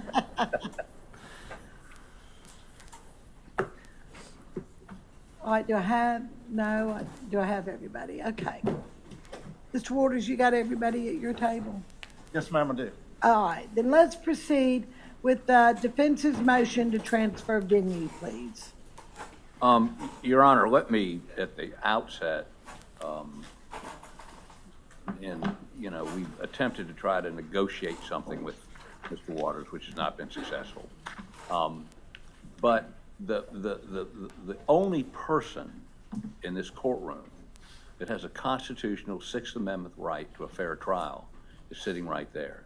Now, the state has some due process concerns if we wanted to try it somewhere that was totally, for instance, inaccessible. We wanted to go to Oconee County. I'm going to be there next week. Well, hopefully you'll get back. But, we understand that. But they don't have, beyond that due process right, any pick, if you will. They're not entitled to the venire they would like to have. The venire we have to have is the venire that's the fairest to him. The venire we have to have is the one that's more likely to either have not formed an opinion, or if they have formed an opinion, it's such that they could disregard it and base their verdict on what you tell them and what comes out of that witness stand. That's black letter constitutional law for the last 200 years. Now, this is a complicated situation because the media coverage of this has been, in my experience, unprecedented for a number of reasons that go beyond just the fact of the notoriety of the case. I tried a death penalty case in Newberry County 25 years ago, covered gavel to gavel by Court TV, watched all over the country. There was no social media, there was no internet, there was no, we actually had newspapers where people got their news. And Social media wasn't invented then. wasn't even invented yet. We had three networks, three television stations. And it got some notoriety. It was a pretty famous case. The son of the Episcopal bishop of the state was charged with murdering his wife, who was the daughter of a state senator. Got a lot of coverage. And Henry Floyd heard the case and had a jury from Oconee County seated. We didn't even have because of everybody in the county knew one or the other. So I've been through this process before, but the most notice it got was I get a call from somebody from Arizona who watched it, and when I got back to the office telling me what I'd screwed up that day. But nothing like what we've seen in this case. Wall-to-wall coverage, internationally, nationally, and the state, when you start talking about, and they talk about media markets, it's irrelevant. Whether you were in Greenville or Charleston or Beaufort, it didn't matter. It permeated everybody's consciousness. 10 million people watched this, and if they didn't watch it live, they watched it on YouTube or Court TV that night, or with the feed on their phones. It just permeated everything. So what's the solution? Well, first of all, I don't believe the state is arguing we should go to the 14th Circuit and try to pick a jury. And we have enclosed a copy of an order issued by Judge Kelly, I think yesterday or the day before yesterday, in a civil case where the defendants in that case, with a lot more resources than us, developed all kinds of factual bases as to why that case, which is related to the boat death case, the Parker case, should not be tried in the 14th Circuit, and he moved it to Spartanburg. And we would ask the court to allow us to introduce all the exhibits relied on by Judge Kelly in that matter into this matter, so that Your Honor will have the ability to review all those. We'll get them and get them to you if necessary. There are statistical studies. Judge Kelly's order is a work of art. I read it yesterday. And like you, I think you probably would agree with me, well-reasoned, factual basis is extraordinary. And that's a civil case where, Right. you know, there is no Sixth Amendment right on either side. So I would say, and I don't believe anybody's going to seriously argue that we go to Colleton County or even Beaufort County and try to pick a jury and waste our time down there. That's number one. So where do we go? Now, we suggested Charleston. And why did we suggest Charleston? A whole number of factors. One is it would be convenient to the 30 or so or more witnesses from Colleton County that will be testifying in this case. They won't have to travel, go somewhere, spend overnight, or travel 4 or 5 hours in a car one way and back. That's number one, convenience to witnesses. Two, the jury pool in Charleston is larger than the entire jury pool for the 14th Circuit. More people. And why is that important? Because once we got through the questioning of the hundreds of jurors that were brought into Colleton County, only 14% remained. 86% went away. And so if you're going to have to bring, and again, being as old as I am, I've been through this exhaustive process before in a case I tried in 1983, a death penalty case. We went through 400 jurors to get 12 in a death penalty case. It took 4 weeks to get the jury. So this will be complicated and we're going to, closer to trial, ask for extensive, we would ask for attorney-conducted voir dire, but we would concede that's not allowed by the statute. But we're going to ask you to conduct individual voir dire of each and every juror with some very specific questions and allow us to approach you if we think there's additional questions needed. But everyone's going to know of this case, and everyone is going to perhaps have a preliminary opinion. The question is, can they put that aside and base their verdict on what you tell them and what they hear from the witness stand? So the second reason for Charleston is not only is it convenient, they've got a courthouse with 16 courtrooms in it. It's not going to shut down the county judicial system to try that case there. They did the Slager case there. Court operated normally, nationally covered case. Courtroom was packed every day, and it got a lot of attention. And right across the street, they tried Dillon Roof for 3 or 4 weeks. Didn't shut down the city. Now, to that suggestion, the Attorney General has suggested a number of other counties, but before I get to that, I'd like to address, and they have handed us an affidavit this morning, which... I didn't say I was admitting anything at this point. You're not putting this in? I didn't say I was putting that in, I just gave you that as a courtesy. What are you going to do with it? Waiting to hear what you do, it's your... I'm going to say this is wrong. Are you going to put it in? I'm waiting to see what you do. Okay, well, I'm going to offer it, if I can. Okay, Well, all right. Sure, I don't- I object at this point. As a courtesy, I gave him an affidavit of our investigator that I potentially was going to admit depending on their evidentiary presentation, and did that as a courtesy. Now he's going to put that in. If we're going to do that, that's fine. Let's go ahead and admit the real affidavit. But I just think that's... Well, this isn't the real affidavit? No, there's a signed notarized one. I just Oh, gave do that to you as a tell. courtesy Good, I'll put that in for you. because I don't play ambush. You gave it. okay, well, one of y'all needs to put it in. You could wait for Mr. Waters to put it in or Mr. Harpoolian. All right, we would offer this as State's Exhibit 1 for You're not purposes here. of hearing. You're not Well, it's my affidavit. I would offer this as a State's Exhibit. Probably out of turn, but go ahead, Mr. Harpoolian. It really doesn't matter who puts it in. It's in evidence as I would assume, Court's Exhibit number 1. Is that State's Exhibit number 1? You want it to be an exhibit or a court's exhibit? We'll make it a We'll joint. put it in as a State's Exhibit in support of our response. Again, Your Honor, I gave him a courtesy because... And he just jumped the gun on you. Is that what you're telling me, Mr. Waters? And I told him I didn't know if I was putting it in or not, but as a courtesy, I was going to go ahead and give that to him, so I wouldn't be handing it to him right in the middle of the hearing. But I was waiting to see what, if any, evidentiary presentation they made before deciding. Mr. Harpoolian, he doesn't want you putting in his exhibits. So he's going to jump the gun and put in State's Exhibit number 1 for you. So could you... You get to see it. Yeah, I'd like to see a copy of what it is y'all are arguing over. As long as you're looking at it. Okay, Thank so you. and I can summarize, it's the same argument he makes in his brief, that Charleston is too expensive, and although he didn't get an affidavit saying it floods, that he did put that in his response. So, as to the flooding issue, we've checked, nobody can tell us that court down there, other than during a hurricane, has been suspended in any way because of flooding.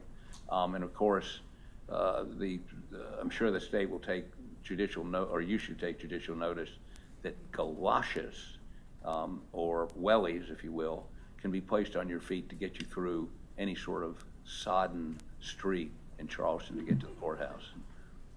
So I don't think that's a serious objection, although they made it. The major objection they have is it's too costly. So I'd like to call a witness, please. Sure. Bill Barber to the stand, please. You want us to swear in Mr. Barber, the lawyer, on your side? He probably would tell the truth anyway, but that's probably the safe process. Raise your hand. Look in on the Bible.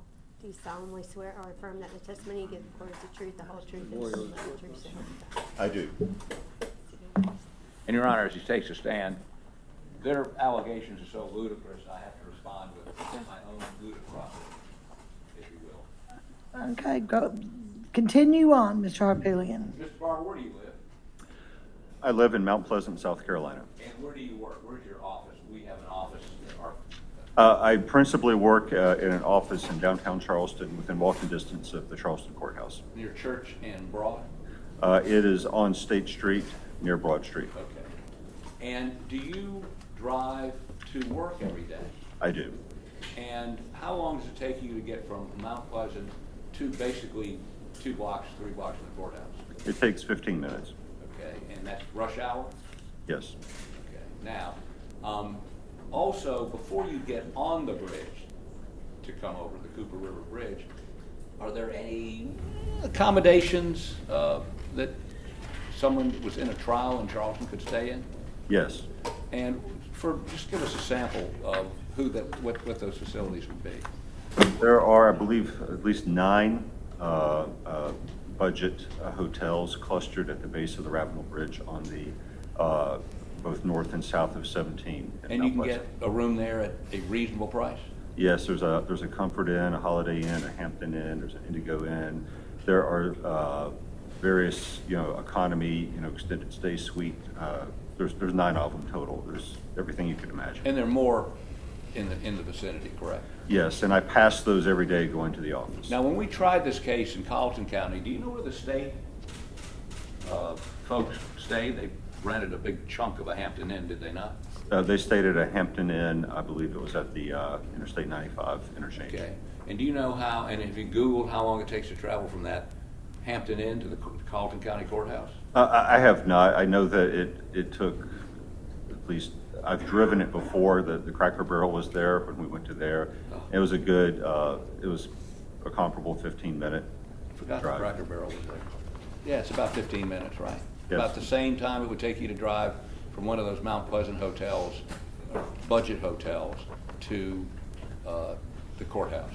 Yes, if you wanted to get in early, there's a lot of the hotels north of 17 have a highway on-ramp that's right there at the hotels without even having to stop late. Okay, and then does the Charleston County Courthouse have a parking garage? It does. And if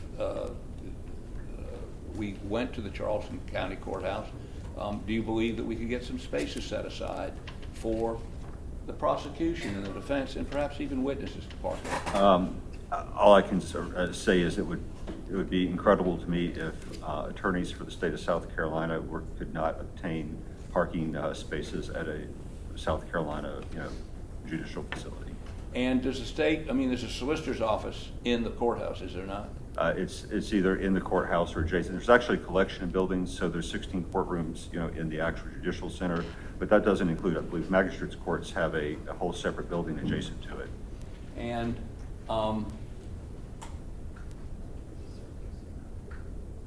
so the solicitor's office would be available, the solicitor works for the Attorney General, right?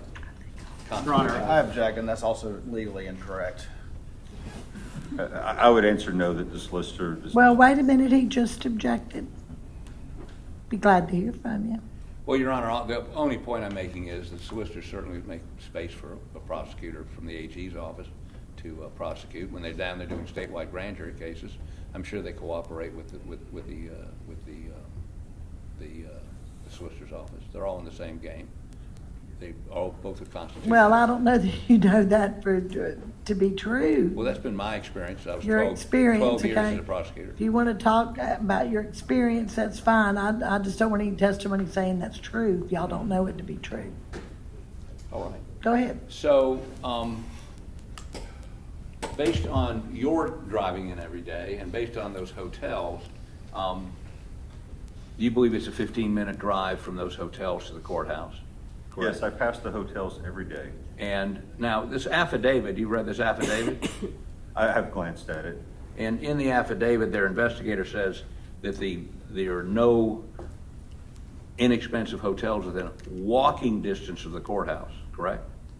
That's correct. I don't know all the hotels within walking distance of the courthouse are certainly expensive ones. I never really thought of that because, after all, when we were in Walterboro, no one stayed at a hotel within walking distance of the courthouse.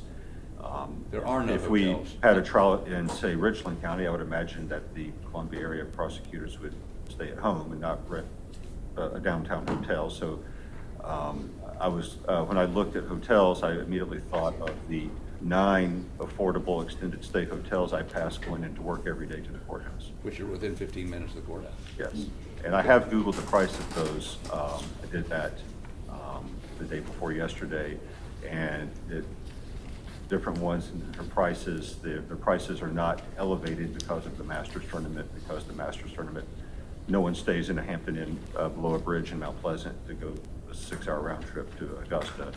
Okay. And the prices are comparable to the Hampton Inns anywhere. They're not significantly more expensive, with the exception of sometimes the weekend prices are higher, or they're usually higher because you're near the beach, so there is some peak then. They would go up on the weekend, but It's the same price as any other Hampton Inn or Holiday Inn. did we have any weekend court sessions in Colleton County? When we were in Colleton County, everyone went home for the weekend. It was the only chance to go home.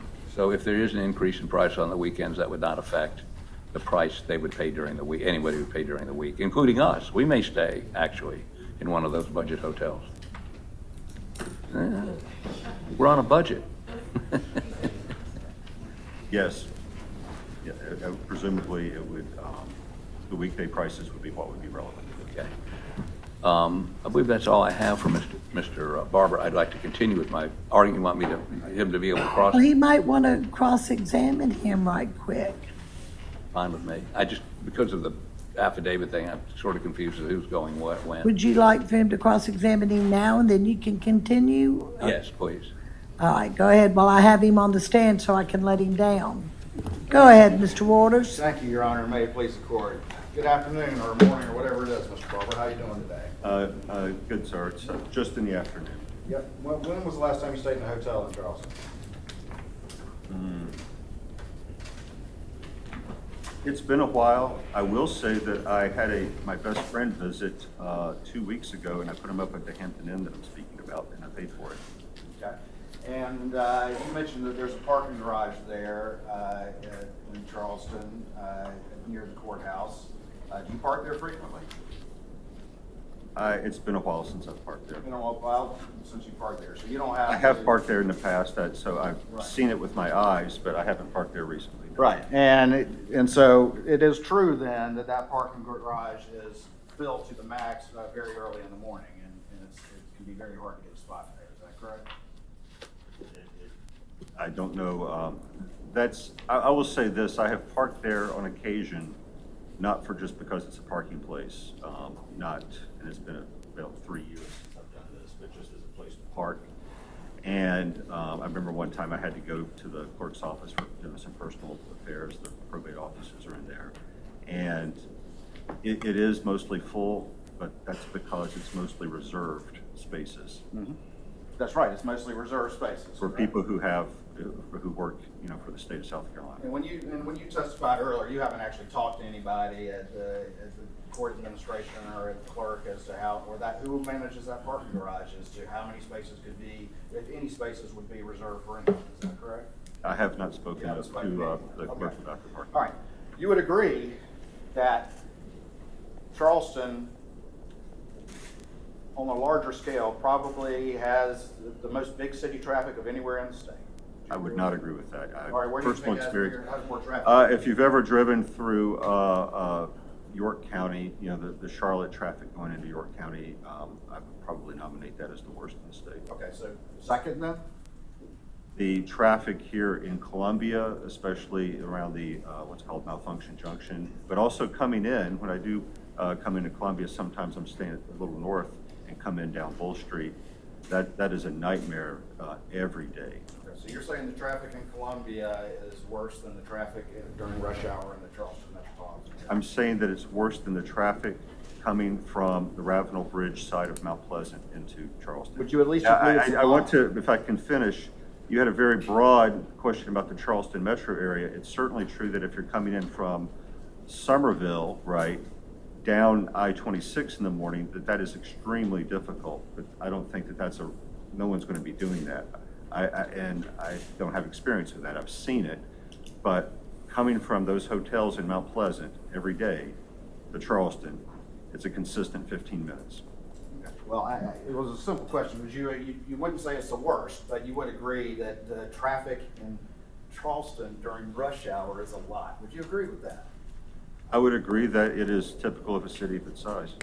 Traffic downtown, particularly during rush hour during the business day, is a lot. Would you agree with that? Honestly, it's a bit dead down at the Broad Street area.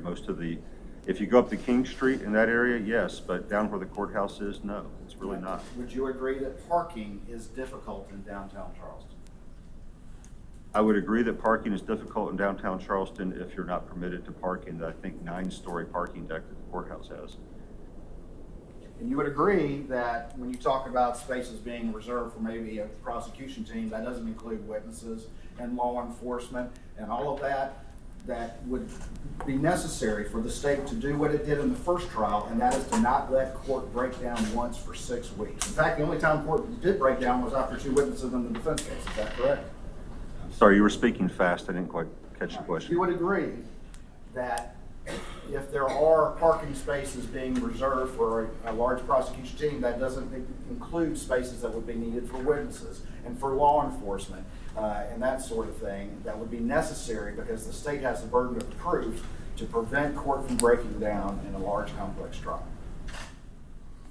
No, if you're asking my agreement, I guess then my opinion is that the parking deck is available for people there at the behest of the state because it's the state's parking deck. Would you agree that the Charleston area is one of the most expensive, just generally expensive areas in the entire state? I don't understand what you mean. The expense of what? Cost of food, cost of groceries, cost of hotels, cost of anything down in that area, as opposed to, let's say, Newberry or Lawrence. I don't believe that the groceries are any more expensive. I've spoken to the hotels that I've spoken of are no more expensive. If you went to a fancy restaurant, they have more fancy restaurants certainly than most parts of the state does. So you don't think the cost? So that would cost more if you chose to do that. You don't think the cost of living is higher in Charleston? McDonald's is the same price in Charleston as anywhere else. Can you listen to my question? You don't believe the cost of living is higher in Charleston than in many other areas of the state? I believe that it is because the real estate prices are higher, which I don't believe is relevant here. All right. You mentioned something about people going home on the weekends. So do you know if all of the prosecution team went home on the weekends? Or do you know if they actually had to stay and work because they had the burden of proof for 6 weeks? I have no idea what the prosecution team did on the weekends.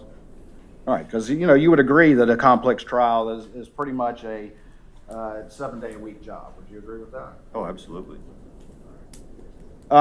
Let me ask you this. Charleston, you would agree, has a lot of tourism. Is that correct? Yes. It's probably the premier tourist destination in South Carolina, or one of them at least. One of them, certainly. I mean, it's a great place, right? Yes. Most historic city we have, right? Yes. Okay. And Charleston has a lot of events, is that correct? What a lot means, there are several events during the year. Okay.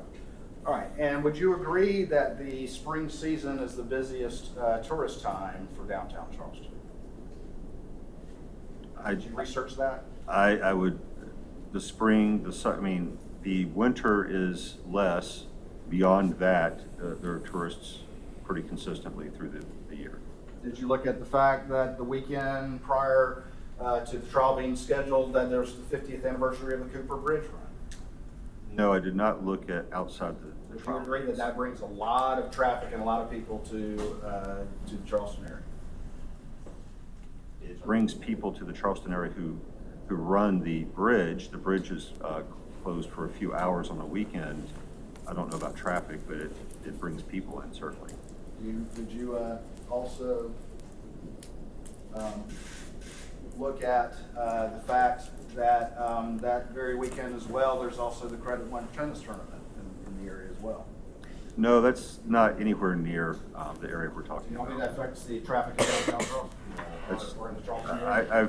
I've been to that tournament before. It's in Daniel Island. It's nowhere near. It does not affect the Broad Street downtown area. Would you agree that that same weekend is also Flower Town in Somerville? Somerville is very, very far away. I don't know what happens in Somerville. So let me get this It's a straight. different city and different county. As a Charlestonian, you would not say that that particular weekend in particular, much less April and May, are not the busiest tourist times with the most influx of people than probably the rest of the year. You wouldn't agree with that? No. Okay. All right. I can tell you, Seawee would be when the most tourists would be there. Which one would be? Seawee, south of the Wildlife Expo. You would agree that the state has an obligation to try its best to be good stewards of taxpayer money. Would you agree with that? Yes. And you would also agree that the statute specifically states that in considering venue changes, that what must be considered is logistics and expense, and that the least one of those and most convenient one of those should be chosen. You agree with that too, don't you? No, you added on what should be chosen. I do not agree that the state of South Carolina cannot afford to try a case in Charleston, South Carolina. You don't agree that section 172185 says that in making a determination whether to proceed as allowed by this section or to order a change of venue for trial, the court shall consider all the logistical and expense elements and, consistent with the demands of justice, choose the method that results in the least expense and greatest convenience for all parties. You don't agree that that's what the statute says? They're consistent with the interest of justice, yes. All right. And I understand consistent with the interest of justice, but would you agree that Charleston is one of the most logistically challenging counties in all of South Carolina? Absolutely not. Disagree? Absolutely. All right. And would you agree that Charleston, downtown Charleston, is one of the most expensive areas in all of South Carolina? Again, that's a very difficult question to answer when you're not saying what's being purchased. Food. Depends on where you buy your food. As I said earlier, the same places cost the same amount of money. There's plenty of food. The McDonald's doesn't cost any more. The fast food costs what fast food costs. If you go to one of the many expensive restaurants, it will be expensive. So it's your testimony here today that spending weeks down in downtown Charleston would result in no greater expense than if you were in many of the other counties of the state. Absolutely. And to your earlier question about logistical difficulty, the logistically difficult counties are the counties that don't have the infrastructure to support the trial. You know, there was no place to eat. There was no place for us to stay, for example, in Walterboro, right? There were no hotels. There were hardly any restaurants. You know, there was a huge crowd. That's why they had the food trucks come out. Those were the logistical difficulties. I eat lunch in downtown Charleston every day. If you want to get a sandwich, it costs what a sandwich costs. It is not especially expensive. Let me ask you one last question.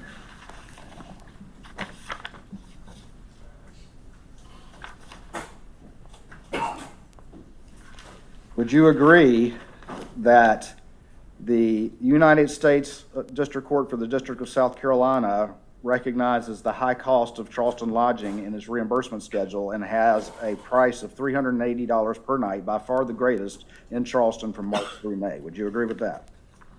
I have not looked at the GSA schedule for their per diem. But you wouldn't dispute what I just told you, would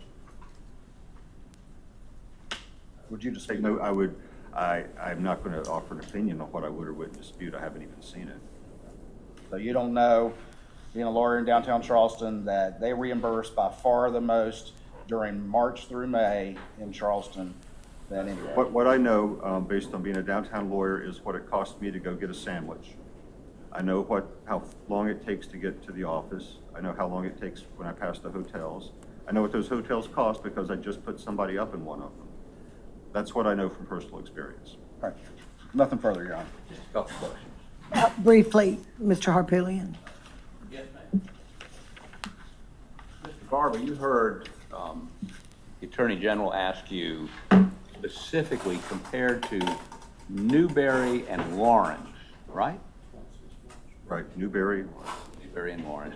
Newberry County has the same number of population as Colleton County, right? Yes, we Very small. 39,000 some people in each county. Okay. And Lawrence is even smaller. So based on our experience in Colleton County, is your opinion, having been through that there would be sufficient jury members after we go through all the, remember now, that was before the conviction, before the movies, before the 6 books. Would that have an impact on our ability to obtain a jury in either one of those jurisdictions? Do you have an opinion as to whether or not there be sufficient jurors? I think it's common sense that when you have a jury pool that is 10, more than 10, I think that would be 11 or 12 times bigger in a county, that you are proportionally 11 or 12 times more likely to be able to pull a jury. And I would also think that those considerations would carry more weight in picking a venue than it's how much the prosecution has to pay for a Hampton Inn. And do you understand that the solicitor for those 2 counties is Mr. Stumbo, who will be the new Attorney General in January, and his boss, and has been the elected solicitor from those counties for about 20 years. Do you understand that? All of that, except I didn't know it had been 20 years. And that he would have had the ability to, running for re-election, to have a much more knowledgeable and relationship with jurors than we would ever have, than Mr. Murdaugh. In other words, he would have, it would be home cooking to have him doing it in those counties. Don't you think?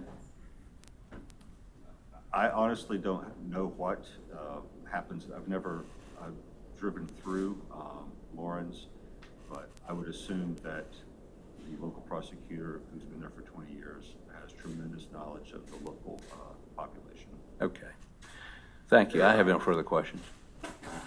Nothing further, Your Honor. I would like to commend Mr. Harpootlian on going ahead and conceding the election, the general election in November. Can I excuse this witness? Yes, ma'am, Your Honor. All right. Now, let me ask y'all something, because here we are talking about counties and where we're going. Am I correct in assuming that y'all have agreed to transfer venue from Colleton County, and not only from Colleton County, but out of the circuit? No, Your Honor, we have not agreed to that, as our motion states. And again, I don't want to jump the gun. I'm responding to Your Honor's direct question, but of course our point was we actually tried to negotiate without conceding anything, and we're essentially told Charleston, and there were no other counties that they were willing to consider. So are you telling me that you would have conceded had they picked somewhere else? I said, just as I said in my motion, that I'm always happy to have a reasonable discussion. What I can't do is just have the defense dictate the most expensive and what we consider the most logistically difficult county in the state. That's the point that we're making, and that I think I put in my motion as well. We're happy to have discussions. Absolutely, the state has an interest in picking a fair and impartial jury as much as the defense. And despite what he says, the state is entitled to a fair trial as well. That says in our appellate opinions all the time. I want to get somewhere where we can get 12 in a box and get a process that win, lose, or draw is going to be one that sticks. And that's the state's goal. Okay, all right. Based on his filings and our discussions, I'd assume that we were going to leave the 14th Circuit. First of all, if you want me to walk through the rationale Judge Kelly had in his order he issued yesterday, I'll be happy to do that. But I think our filings make it very clear. I've read your motion, I read your memorandum in support, and then I read the state's response. Then I read your response again that you filed with the court. I've read it all. But if you would put your position on the record for me. Okay, well, the 14th Circuit, which is Colleton, Jasper, Beaufort, and Allendale, is where the defendant is from, where his law firm has operated for 100 years. The Murdaugh name is well known throughout that entire circuit. And so that circuit, the movies that were filmed, the 5 movies that were filmed in Colleton, Jasper, and Beaufort. The Murdaugh case is a local freak show.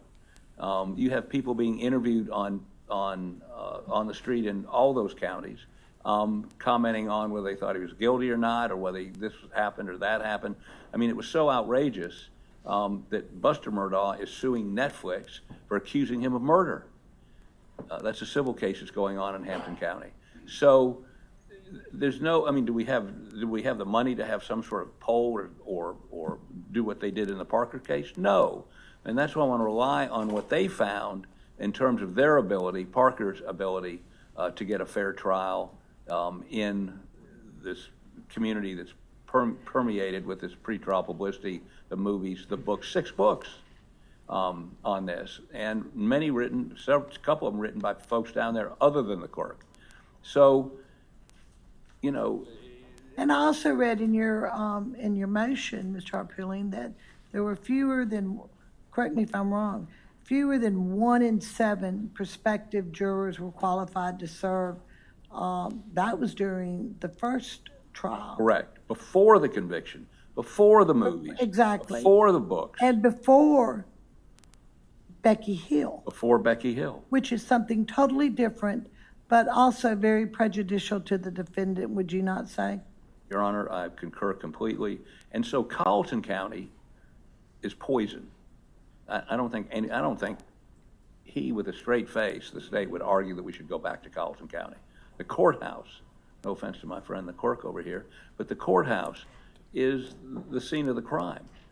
We can't go back there. So once you get that out, Allendale and Jasper are smaller than Colleton County. In 1 out of 7, and I think that's probably what's going to happen in that entire circuit. In Beaufort, Beaufort is a county where their firm operated. He's well known, and he's a local guy, and so he's vilified. He's convicted of murdering his wife and child. It's horrendous. Stealing $12 million. Horrendous. And so, but he's entitled to a jury that can put all that aside and base their verdict on what you tell them and what the witnesses say. And that ain't going to happen in the 14th Circuit. That definitely ain't going to happen in Colleton County. And it would be an exercise in futility to go down there, set up all the infrastructure, and try to pick a jury. After 3 or 4 weeks of not being able to get a jury, or people, most normal people would run like a scalded dog from this case, because it could be 3 weeks taken away from we're not moving for sequestration, taken at this point anyway, taken away from their family and their jobs. No rational person wants on this jury. And that's going to be tough, especially in that community. And now I'm not telling you that we go to, and we say Charleston, that there won't be a huge number of people who know about it and have made up their minds. But if you have a potential... Well, that's due to all the publicity. Due to all the publicity. It's just that we're going to have a huge... We went through 400 jurors in the Gaskins case. 400 before we could get 12. And it took 4 weeks. And so I've watched this process. And if Your Honor's voir dire is as incisive as I believe it will be, folks will come off the, well, yeah, I think he's guilty, but, I could give him a fair trial. Or, I know all about the case. I watched all the movies. I've read all the books. But I can put that aside. I mean, that just doesn't, somebody like that should not be allowed on the jury. And we're going to see many, many, many more of those than we saw in Colleton County 5 years ago. Now, their counter is Charleston's too expensive. There's no evidence in that record that you can't get accommodations within 15 minutes of the courthouse that are the same as you pay in Gaffney. That's number one. Number two, the convenience to getting there, it's 15 minutes. Number three, he says, well, we don't know we're going to have parking allocated by the clerk down there or by the court. This morning, Mr. Waters and I drove into, we had 2 reserved, I think he may have had more, 2 reserved parking places right out in front of the courthouse. It happens. That's what happens.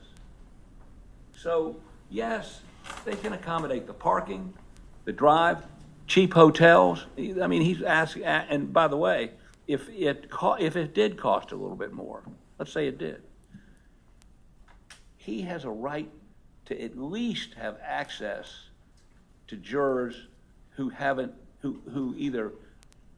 made up their mind, who have read about it perhaps, and could honestly say to you, I haven't made up my mind. I'll listen to you and the witnesses and follow the charge.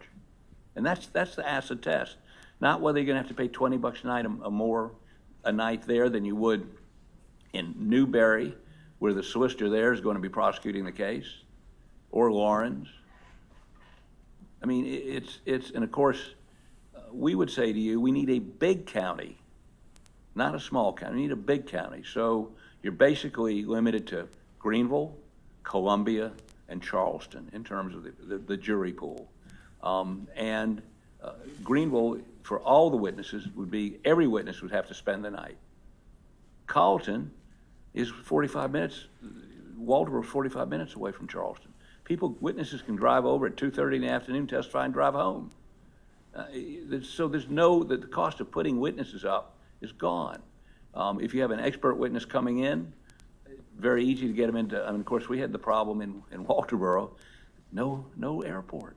They had to fly into Charleston, drive down, fly into Savannah, drive up. So you need someplace that has good access to airports, because we are going to have several out-of-state experts. I'm not sure what experts they're going to use. So Greenville logistically doesn't work. And by the way, if you're going to stay at a Days Inn in Greenville, they're charging the same price in Mount Pleasant. Same price.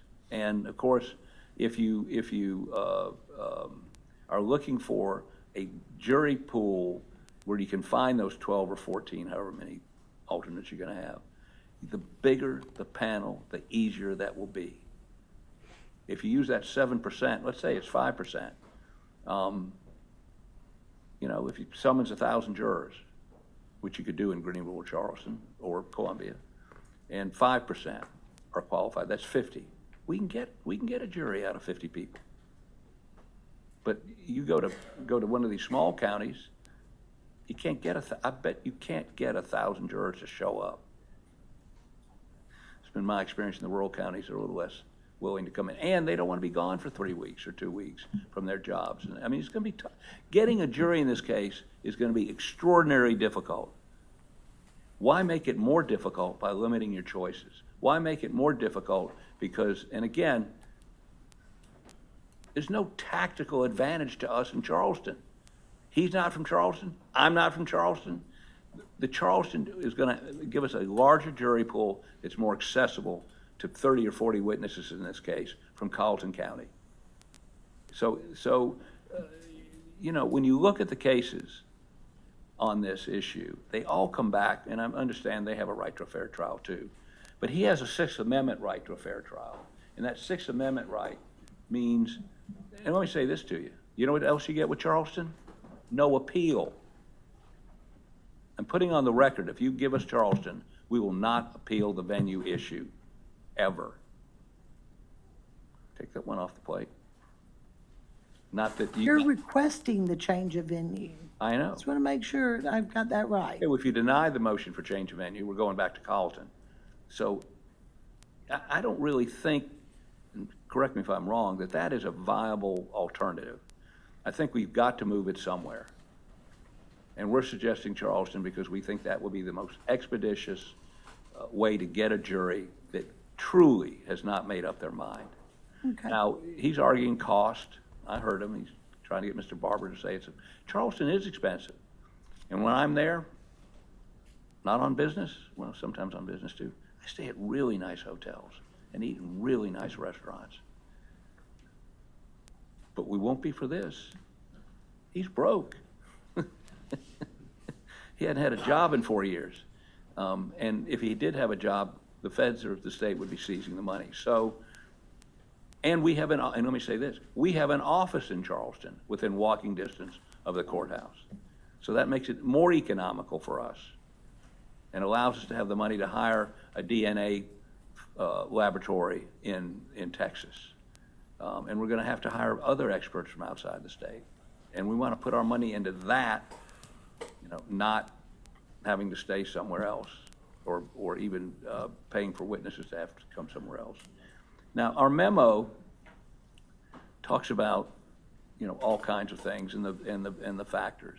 But Your Honor, first of all, I would say to you, if he gets up here and argues we need to go back to Colleton County, then he is, and I don't know why he would do that. I have no idea why he wants to go back to Colleton County. Maybe it's his lucky courthouse. But it's not rational and compared to what his Sixth Amendment rights are. Okay. Happy to answer any questions you have. Thank you. All right, well, let's hear from you, Mr. Waters. I apologize.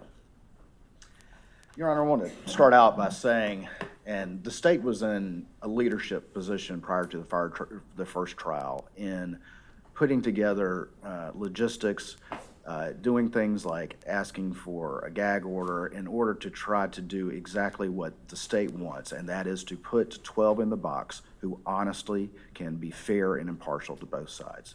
That's been our entire goal the entire time.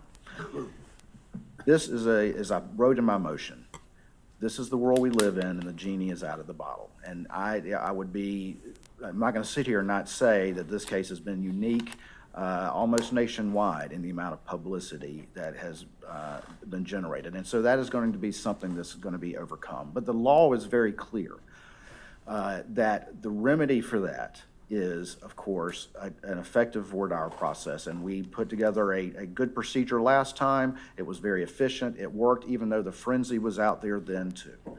I want to be clear that I'm here to be reasonable because as I said before, I want to pick a jury that win, lose, or draw will stick, and that we have a fair to both sides. And I believe that we can do that. But the issue, of course, is not pretrial publicity. Long gone are the days where people got their news from the evening paper or the morning paper, and it is ubiquitous out there. So we're going to have to rely on our citizens and identify those citizens who can put whatever they may have heard aside and honor their oath to be fair and impartial. I also want to be reasonable here when I say that I am happy to consider any other option, but I also am a steward of the taxpayer money. And the statute also requires the least logistical expense. I also, as I said before, we didn't let court break down for 6 weeks, and it was a logistical, huge effort that I give credit to a lot of these staff members back here and keeping one witness coming up after another to get this thing going. And so I'm thinking about those things, and I have been in court. I love Charleston. Charleston is one of my favorite places in the world. I have been to court down there many a time, and it is always a logistical difficulty. And to contend it's not the most expensive city in the state, I don't know what to say to that. So I have to at least not be, when the defense says Charleston or nothing, I have to at least say, Your Honor, there's problems with that, and we believe that there are other choices in the state that would be better, of which I am happy to talk about and consider those other choices. That's been the state's position. In the end, Your Honor, all I want is a fair jury to the state and to the defense, and have us be able to present our case to citizens who are going to abide by their oath and be fair and impartial to both sides. And that's the process that we're looking to have happen. Okay, thank you. Anything else from the state? Defense. I'm sorry.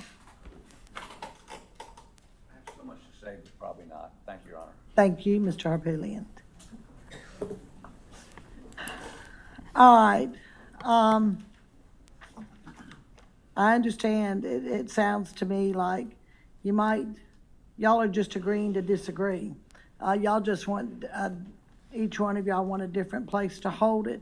But let me tell you, I read your motions, and I took them seriously and went through and did some work on them. And I'm going to tell you, after reviewing the motions submitted by both sides, I even went back and looked at the transcript of the jury selection that was conducted back in January of 2023, and also the opinion from our Supreme Court. I'm going to order that venue be transferred to a county outside of the 14th Judicial Circuit, because I believe that the defendant cannot receive a fair and impartial trial in Colleton County.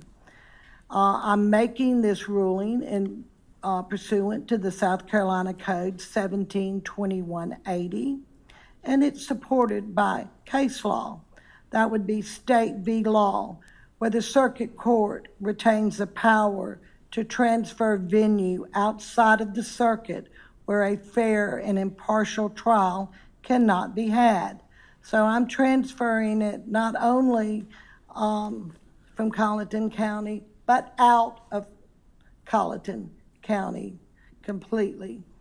I find that the defendant has satisfied his burden under State v. Manning, where he's demonstrated actual juror prejudice.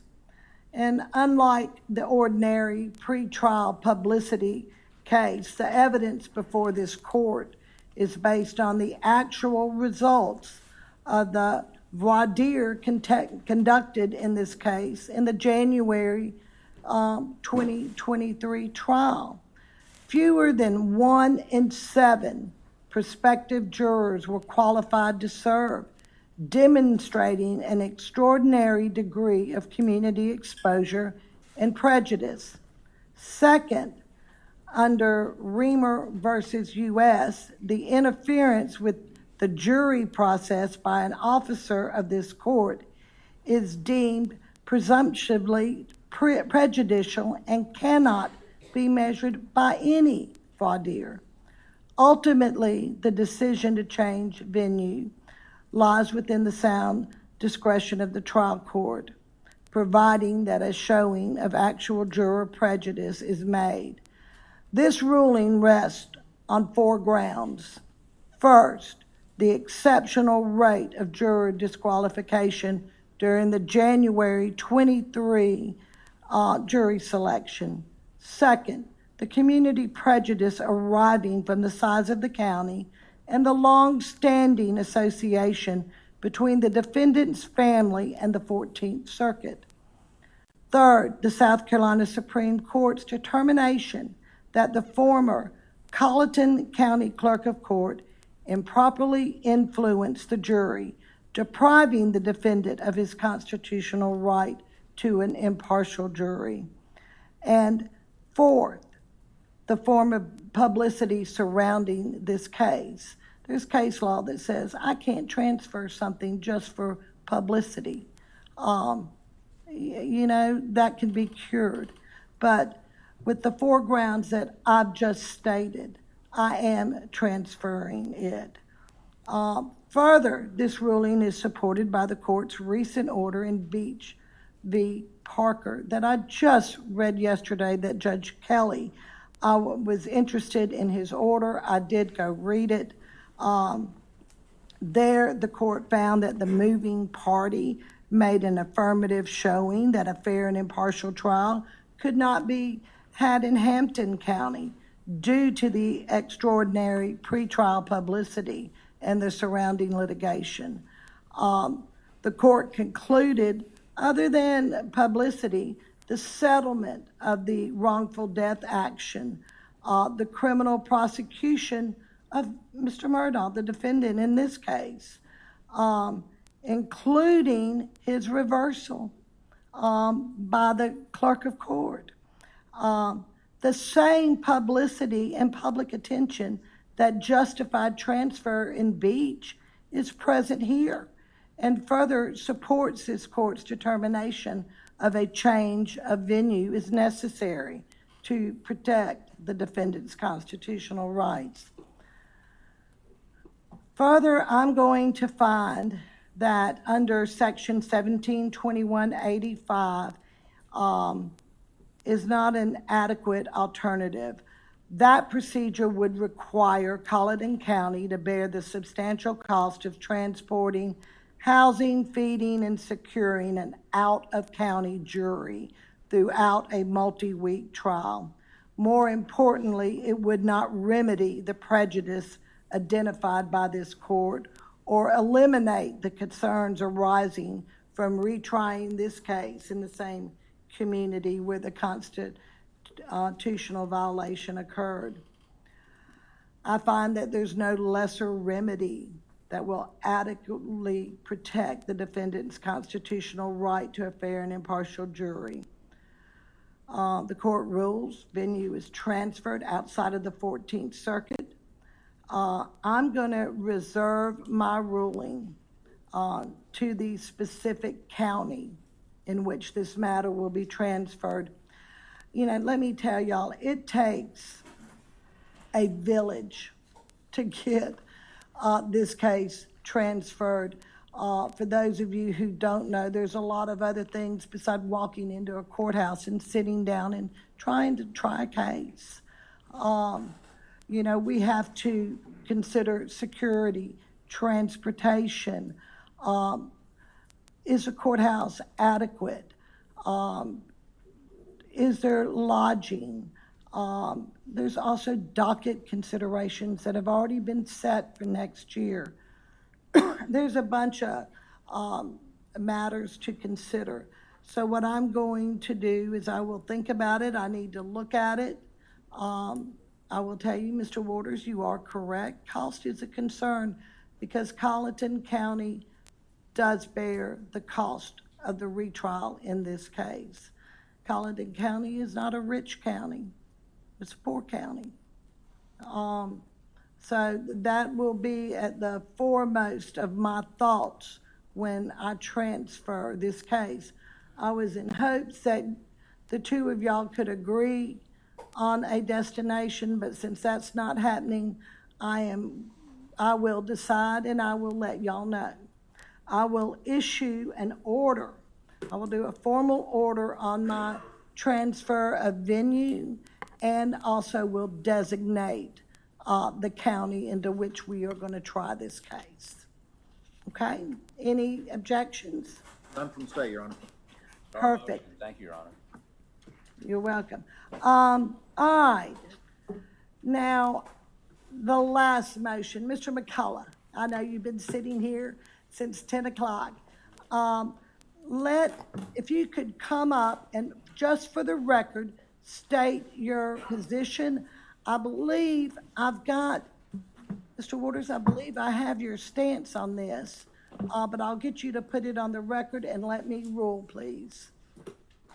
Go ahead, Mr. McCullough. Your Honor, the benches are hard and life is short, but I wouldn't have missed the Charleston travel log for anything. I wish I would have. Go ahead.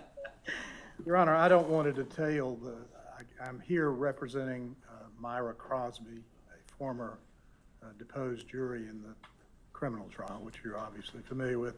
And given your nature of preparation, I know you've read my initial filings. If you have any qualms about how this matter comes before you, I will streamline that by simply saying that following the plea of Ms. Hill in December of 2025 During that proceeding, Solicitor Hubbard, who was placed in charge of the investigation for jury tampering, indicated the case was closed, no charges would be filed.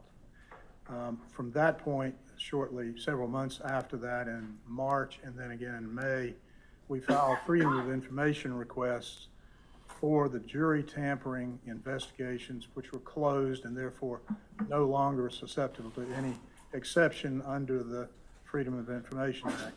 And we sent that to SLED, the Attorney General's office, and to Mr. Hubbard's office, Solicitor Hubbard's office. In response to that motion, I think it is correct, and I don't want to preempt, but Mr. Waters is here, General Counsel for SLED is here, and I spoke to Solicitor Hubbard outside to just confirm their positions are not in opposition to the remedial attention to the protective order, but they do say that they all three, as agencies, are constrained by a protective order, which includes at least, if not is, the protective order of Justice Toll from January of 2024, issued preceding her new trial motion hearing. At that time, she issued a protective order, which I think the primary concern was to protect the identity of the jurors in the case that may have been to some extent interviewed in whatever jury tampering investigation led up to that point, January 24. And of course, that investigation continued after that hearing, after January 24. So we're simply asking, and there was no other way to get here, Your Honor. We originally filed a motion to intervene, to have a court review the protective order to determine that those issues were now moot, and at least the issues that Justice Toll addressed, or the reason, as I read her protective order, for constraining any release of investigative materials relative to jury tampering. Now, there's been a little confusion. The in-camera proceedings, I am not seeking the release of, because I have that, but I am constrained by the order of Judge Newman. I was allowed to have them, but I can't disseminate them. I'm good with that, and I don't think those aren't the issue today. So I wanted to eliminate that confusion. I'm here today simply asking, Your Honor, pursuant to the Freedom of Information, and you know, the purpose of the FOI is to simply make it possible for citizens and their representatives to learn and review the activities of their government. And secondarily, Ms. Crosby asked me to pursue this because she wants to see the quality of the investigation. She wants to evaluate it. She believes the public should be able to evaluate it. She is hopeful that it will lead to additional information in support of her belief that she was targeted through an orchestrated effort to remove her from the jury. So for all those reasons, Your Honor, I believe that it's appropriate for me to be before you as the assigned judge for all things Murdaugh, and to ask you to review that protective order and any others that could be referenced that I'm not aware of. And to conclude, You're not asking for any jurors' names or any kind of identity. but that's the worst kept secret on the planet. I think that half of the jurors went to New York and appeared on the Today Show, I think. Well, I understand all that, but you understand I'm not as a opposed to the court, redactions. you know, we protect our jurors. Now, whether they want to get out and go dance on ABC and tell them everybody who they are, that's fine. Your Honor, But I'm not comfortable in unsealing any identifying factors for a juror or a juror's name. not asking for that, Your Honor. And Okay, just wanted to make sure. I respect the position of the Attorney General's office, which actually filed the only responsive pleading. So I respect that. My only concern is simply this. When you begin redactions, I do not want to have to be back here or through the Freedom of Information and a lawsuit complaining about Epstein proportionate redactions. Protecting the identity is one thing, but I don't want to get pages and pages of blacked out, redacted. I understand. So that's our position. Okay, Mr. Waters? Thank you, Your Honor. First of all, as we detail in our response, there were multiple protective orders during the course of this. Right. And of course, the first thing we have to talk about is what you just recognized, is that the court promised those jurors over and over again, both Judge Newman and Justice Toll, we're not going to release your identity. And we deal with this all the time. Just because I might be subject to state grand jury secrecy doesn't mean somebody who's subpoenaed can't go run their mouth about it. And I still can't run my mouth about it, right? Except as necessary in court. So, and so the other thing is that we also wanted to protect, of course, ongoing investigations, which have resolved at this point. And so that's why we have filed a motion to unseal. However, our motion to unseal also includes the sealed portion of the initial inquiry that got that juror kicked off the jury. Okay, and that's important that come out. In fact, I find it interesting how Mr. McCullough says he wants the public to judge what happened, but he doesn't want them to see what was the basis for the exclusion in the first place. And so there is, that needs to be unsealed at this point now. There's no reason to do that. Of course, redacting identities. And that, of course, is the only limitation that we have, is that those juror identities be redacted. The main difficulty in that is there are some MOIs. Those are easily redacted, and other personal identifying information that are normally redacted to protect people's privacy. The MOIs are going to be easy to do that, memorandums of interview, but they are summary documents only, and there are of course body cams of interviews and that sort of thing, and so that's going to be a little bit more difficult and it's going to take some time to do, but subject only to that, to honor the court and frankly the state's promise that we won't be the ones to release your identities. We believe that not only should the sealed inquiry at trial be released, but also within the appropriate bounds of FOIA and subject to redaction, the investigative file as well. Okay. No, I would only respond to saying that with regard to the in-camera proceedings, we're not asking for that to be unsealed. I find it fascinating that the Attorney General's office is. I don't know how you're going to redact the identity of the person that everybody in the universe knows was the object of the in-camera proceedings and the only person who was removed from the jury.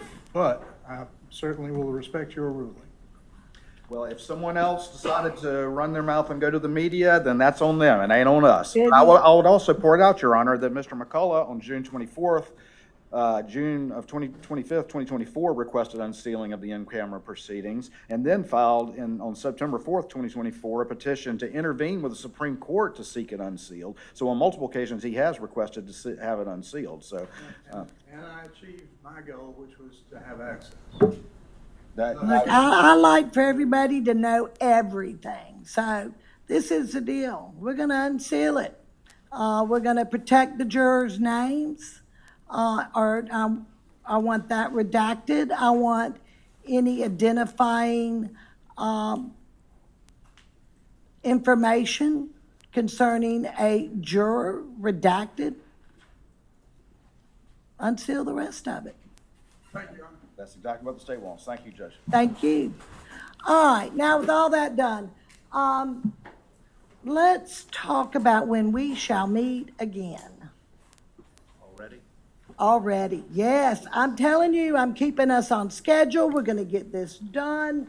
My 2 dates for my next hearing. And let me just tell the lawyers this. I did have a motion to exclude evidence.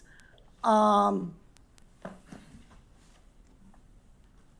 the state's motion to admit evidence of motive. And that's going to involve the financial transactions. I think a ruling at this time would be way too premature. I want to be closer to trial.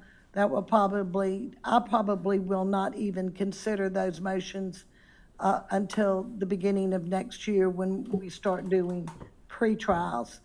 However, Mr. Harpootlian, your motion to dismiss, I was told I would be getting a supporting memorandum, which I do not have. I pushed that out because the state hasn't been able to respond to it because they haven't been afforded the opportunity. They don't have it. I will push that out to the next pretrial hearing. I do not want the DNA, Mr. Griffin, to wait that long. because I'm thinking either November the 13th or November the 20th. That would be here in Lexington, again at 10 o'clock. That way I can address any other matters that might come up. Any of those, do those dates work for y'all? I know it's close to Thanksgiving, but I was trying to get it in so I won't bother you over Christmas, because I'm gonna start bothering y'all again in January. The 13th would be far preferable to us, because, so I can have all my staff available and everything for that. Okay. How about you, Mr. Harpoolian? What was the first date, Your Honor? The 13th, November. November, well, okay, let me look. It's the wrong month. Friday, that's a Friday. The 13th? Yep. Friday. Oh, gosh, is it really Friday? That's Well, I perfect, didn't Your mean to Honor. do that. That's perfect, actually. The way things gone, that's our lucky day. That'll be fine. Okay. Oh, that's too funny. I'm sorry. I did not realize that was Friday the 13th, but I'm not superstitious. I hope you're not. All right, November the 13th, 10 a.m. is going to be our next pretrial. We will take up your motion to dismiss. Please have your memorandum filed timely. Let me say timely, because I was working the weekend. I get 18 motions at 5:15 on the 7th. That was fine. Then I've been getting motions all week long. And that's fine too. I understand y'all are busy and you have stuff to do, and but please try to be timely. So I'm going to tell you before you say that, Mr. Harpoolian. Let me see. Deadline, the Friday before. 11/7. It's going to end on a 7. All motions that you would like for me to hear that day, please have them filed. Your Honor, may I make an inquiry? You may. The problem this week for, I think, us and the Attorney General is we filed a bunch of stuff, motions last Friday. And we got And responses. we had to do responses. So if perhaps you would Set maybe, it up. maybe move back a week Sure. for the motions, and then give us a week to respond, and then if you want to file some sort of SIR reply, do it at your own risk. All right, how about October the 30th, which is a Friday. It's the day before We got Halloween. Halloween and Friday the 13th at this point. Well, why not? Why not? Just to have your motions in, then y'all can respond the following week, and I'm putting my deadline for the 7th. Yes, response deadline will be the 7th. So 30th, first. File your motions, 30th, response by the 7th. So I'll have time. I mean, believe it or not, y'all, I really do sit down and read every motion that y'all file. Would you like us to shorten them a little bit? Always. The shorter the better. But I do read all of them. I think the 6th is actually Friday, Your Honor. It's 11/6. 11/6. All right. Anything else from the state? Not at this time, Your Honor. Anything else from the defense? No, Your Honor. All right, Mr. Griffin, you're going to let me know. Now, let me ask y'all about this. When he does let me know about the DNA, because I want to be on this. It's going to be long before November. Is it possible for us to have a quick hearing so we can decide what to do with the DNA? Sure. Yes, Your Honor. Absolutely, and again, once we get that, I'm happy to It's work hard with for them. me to set a date until I hear from Mr. Griffin, but maybe we could set a date, and once he calls me, and I'll email y'all a few dates, and maybe we can have a quick hearing one Friday afternoon or something. Your Honor, Go ahead. you know, we need the transfer of the material from SLED Lab to Othram. That's chain of custody, we're out of it, but nothing can happen until that transfer takes place. Well, and I'm gonna talk with them about that, but thought that he represented to the court that they were gonna agree and not challenge Shane and accreditation issues and that sort of thing. We're not.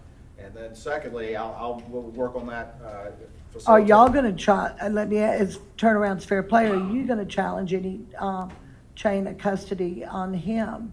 Not if we agree to the procedure and my scientists are okay with it, then there would be, unless, shenanigans happen. Okay, well, let's, I did say shenanigans. But I would also add that, just to be clear, it's still the same deal that I offered, that they're gonna process in quant and then stop, and then we'll find stop, out that's what- exactly right, you understand that, Mr. Griffin? Absolutely, and we're coming back to the court. I'm gonna put it all in one place, Right. let you process it, then you're gonna contact the court, you're stopping, you're not doing any test Correct. until we know, and we're gonna have a hearing on it, a quick hearing, it won't take long.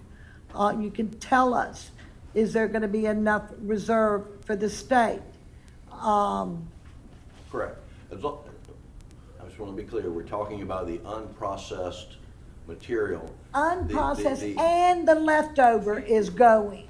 It's going, but can we go ahead and test the leftover? We're okay with that, Your Honor. They can run the leftovers. It's the unprocessed that we need the results on. Okay, you don't need both of them to do the test? I'll talk to the lab, I'll talk to Dr. Middleman, so I'll find out. But, we want to get this thing going. Okay, well, I'm just telling you, before you do any test whatsoever, we're gonna have a hearing. Okay, we won't do any testing. Oh, we're gonna Just apply. go ahead, get it quantitative. And I guess one last thing I would ask is that by doing this procedure, they're waiving any claim under the Preservation of Evidence Act, at least as to these items. Well, I mean, we have to, because if it's destroyed during it, I don't find that to be a willful. I read the Preservation Act, and I don't think us doing this is in anything intentionally on either side to destroy any evidence, which, you're obligated to uphold. I don't see that, so, the court doesn't find that to be a problem. I mean, if it gets destroyed, y'all understand it's destroyed.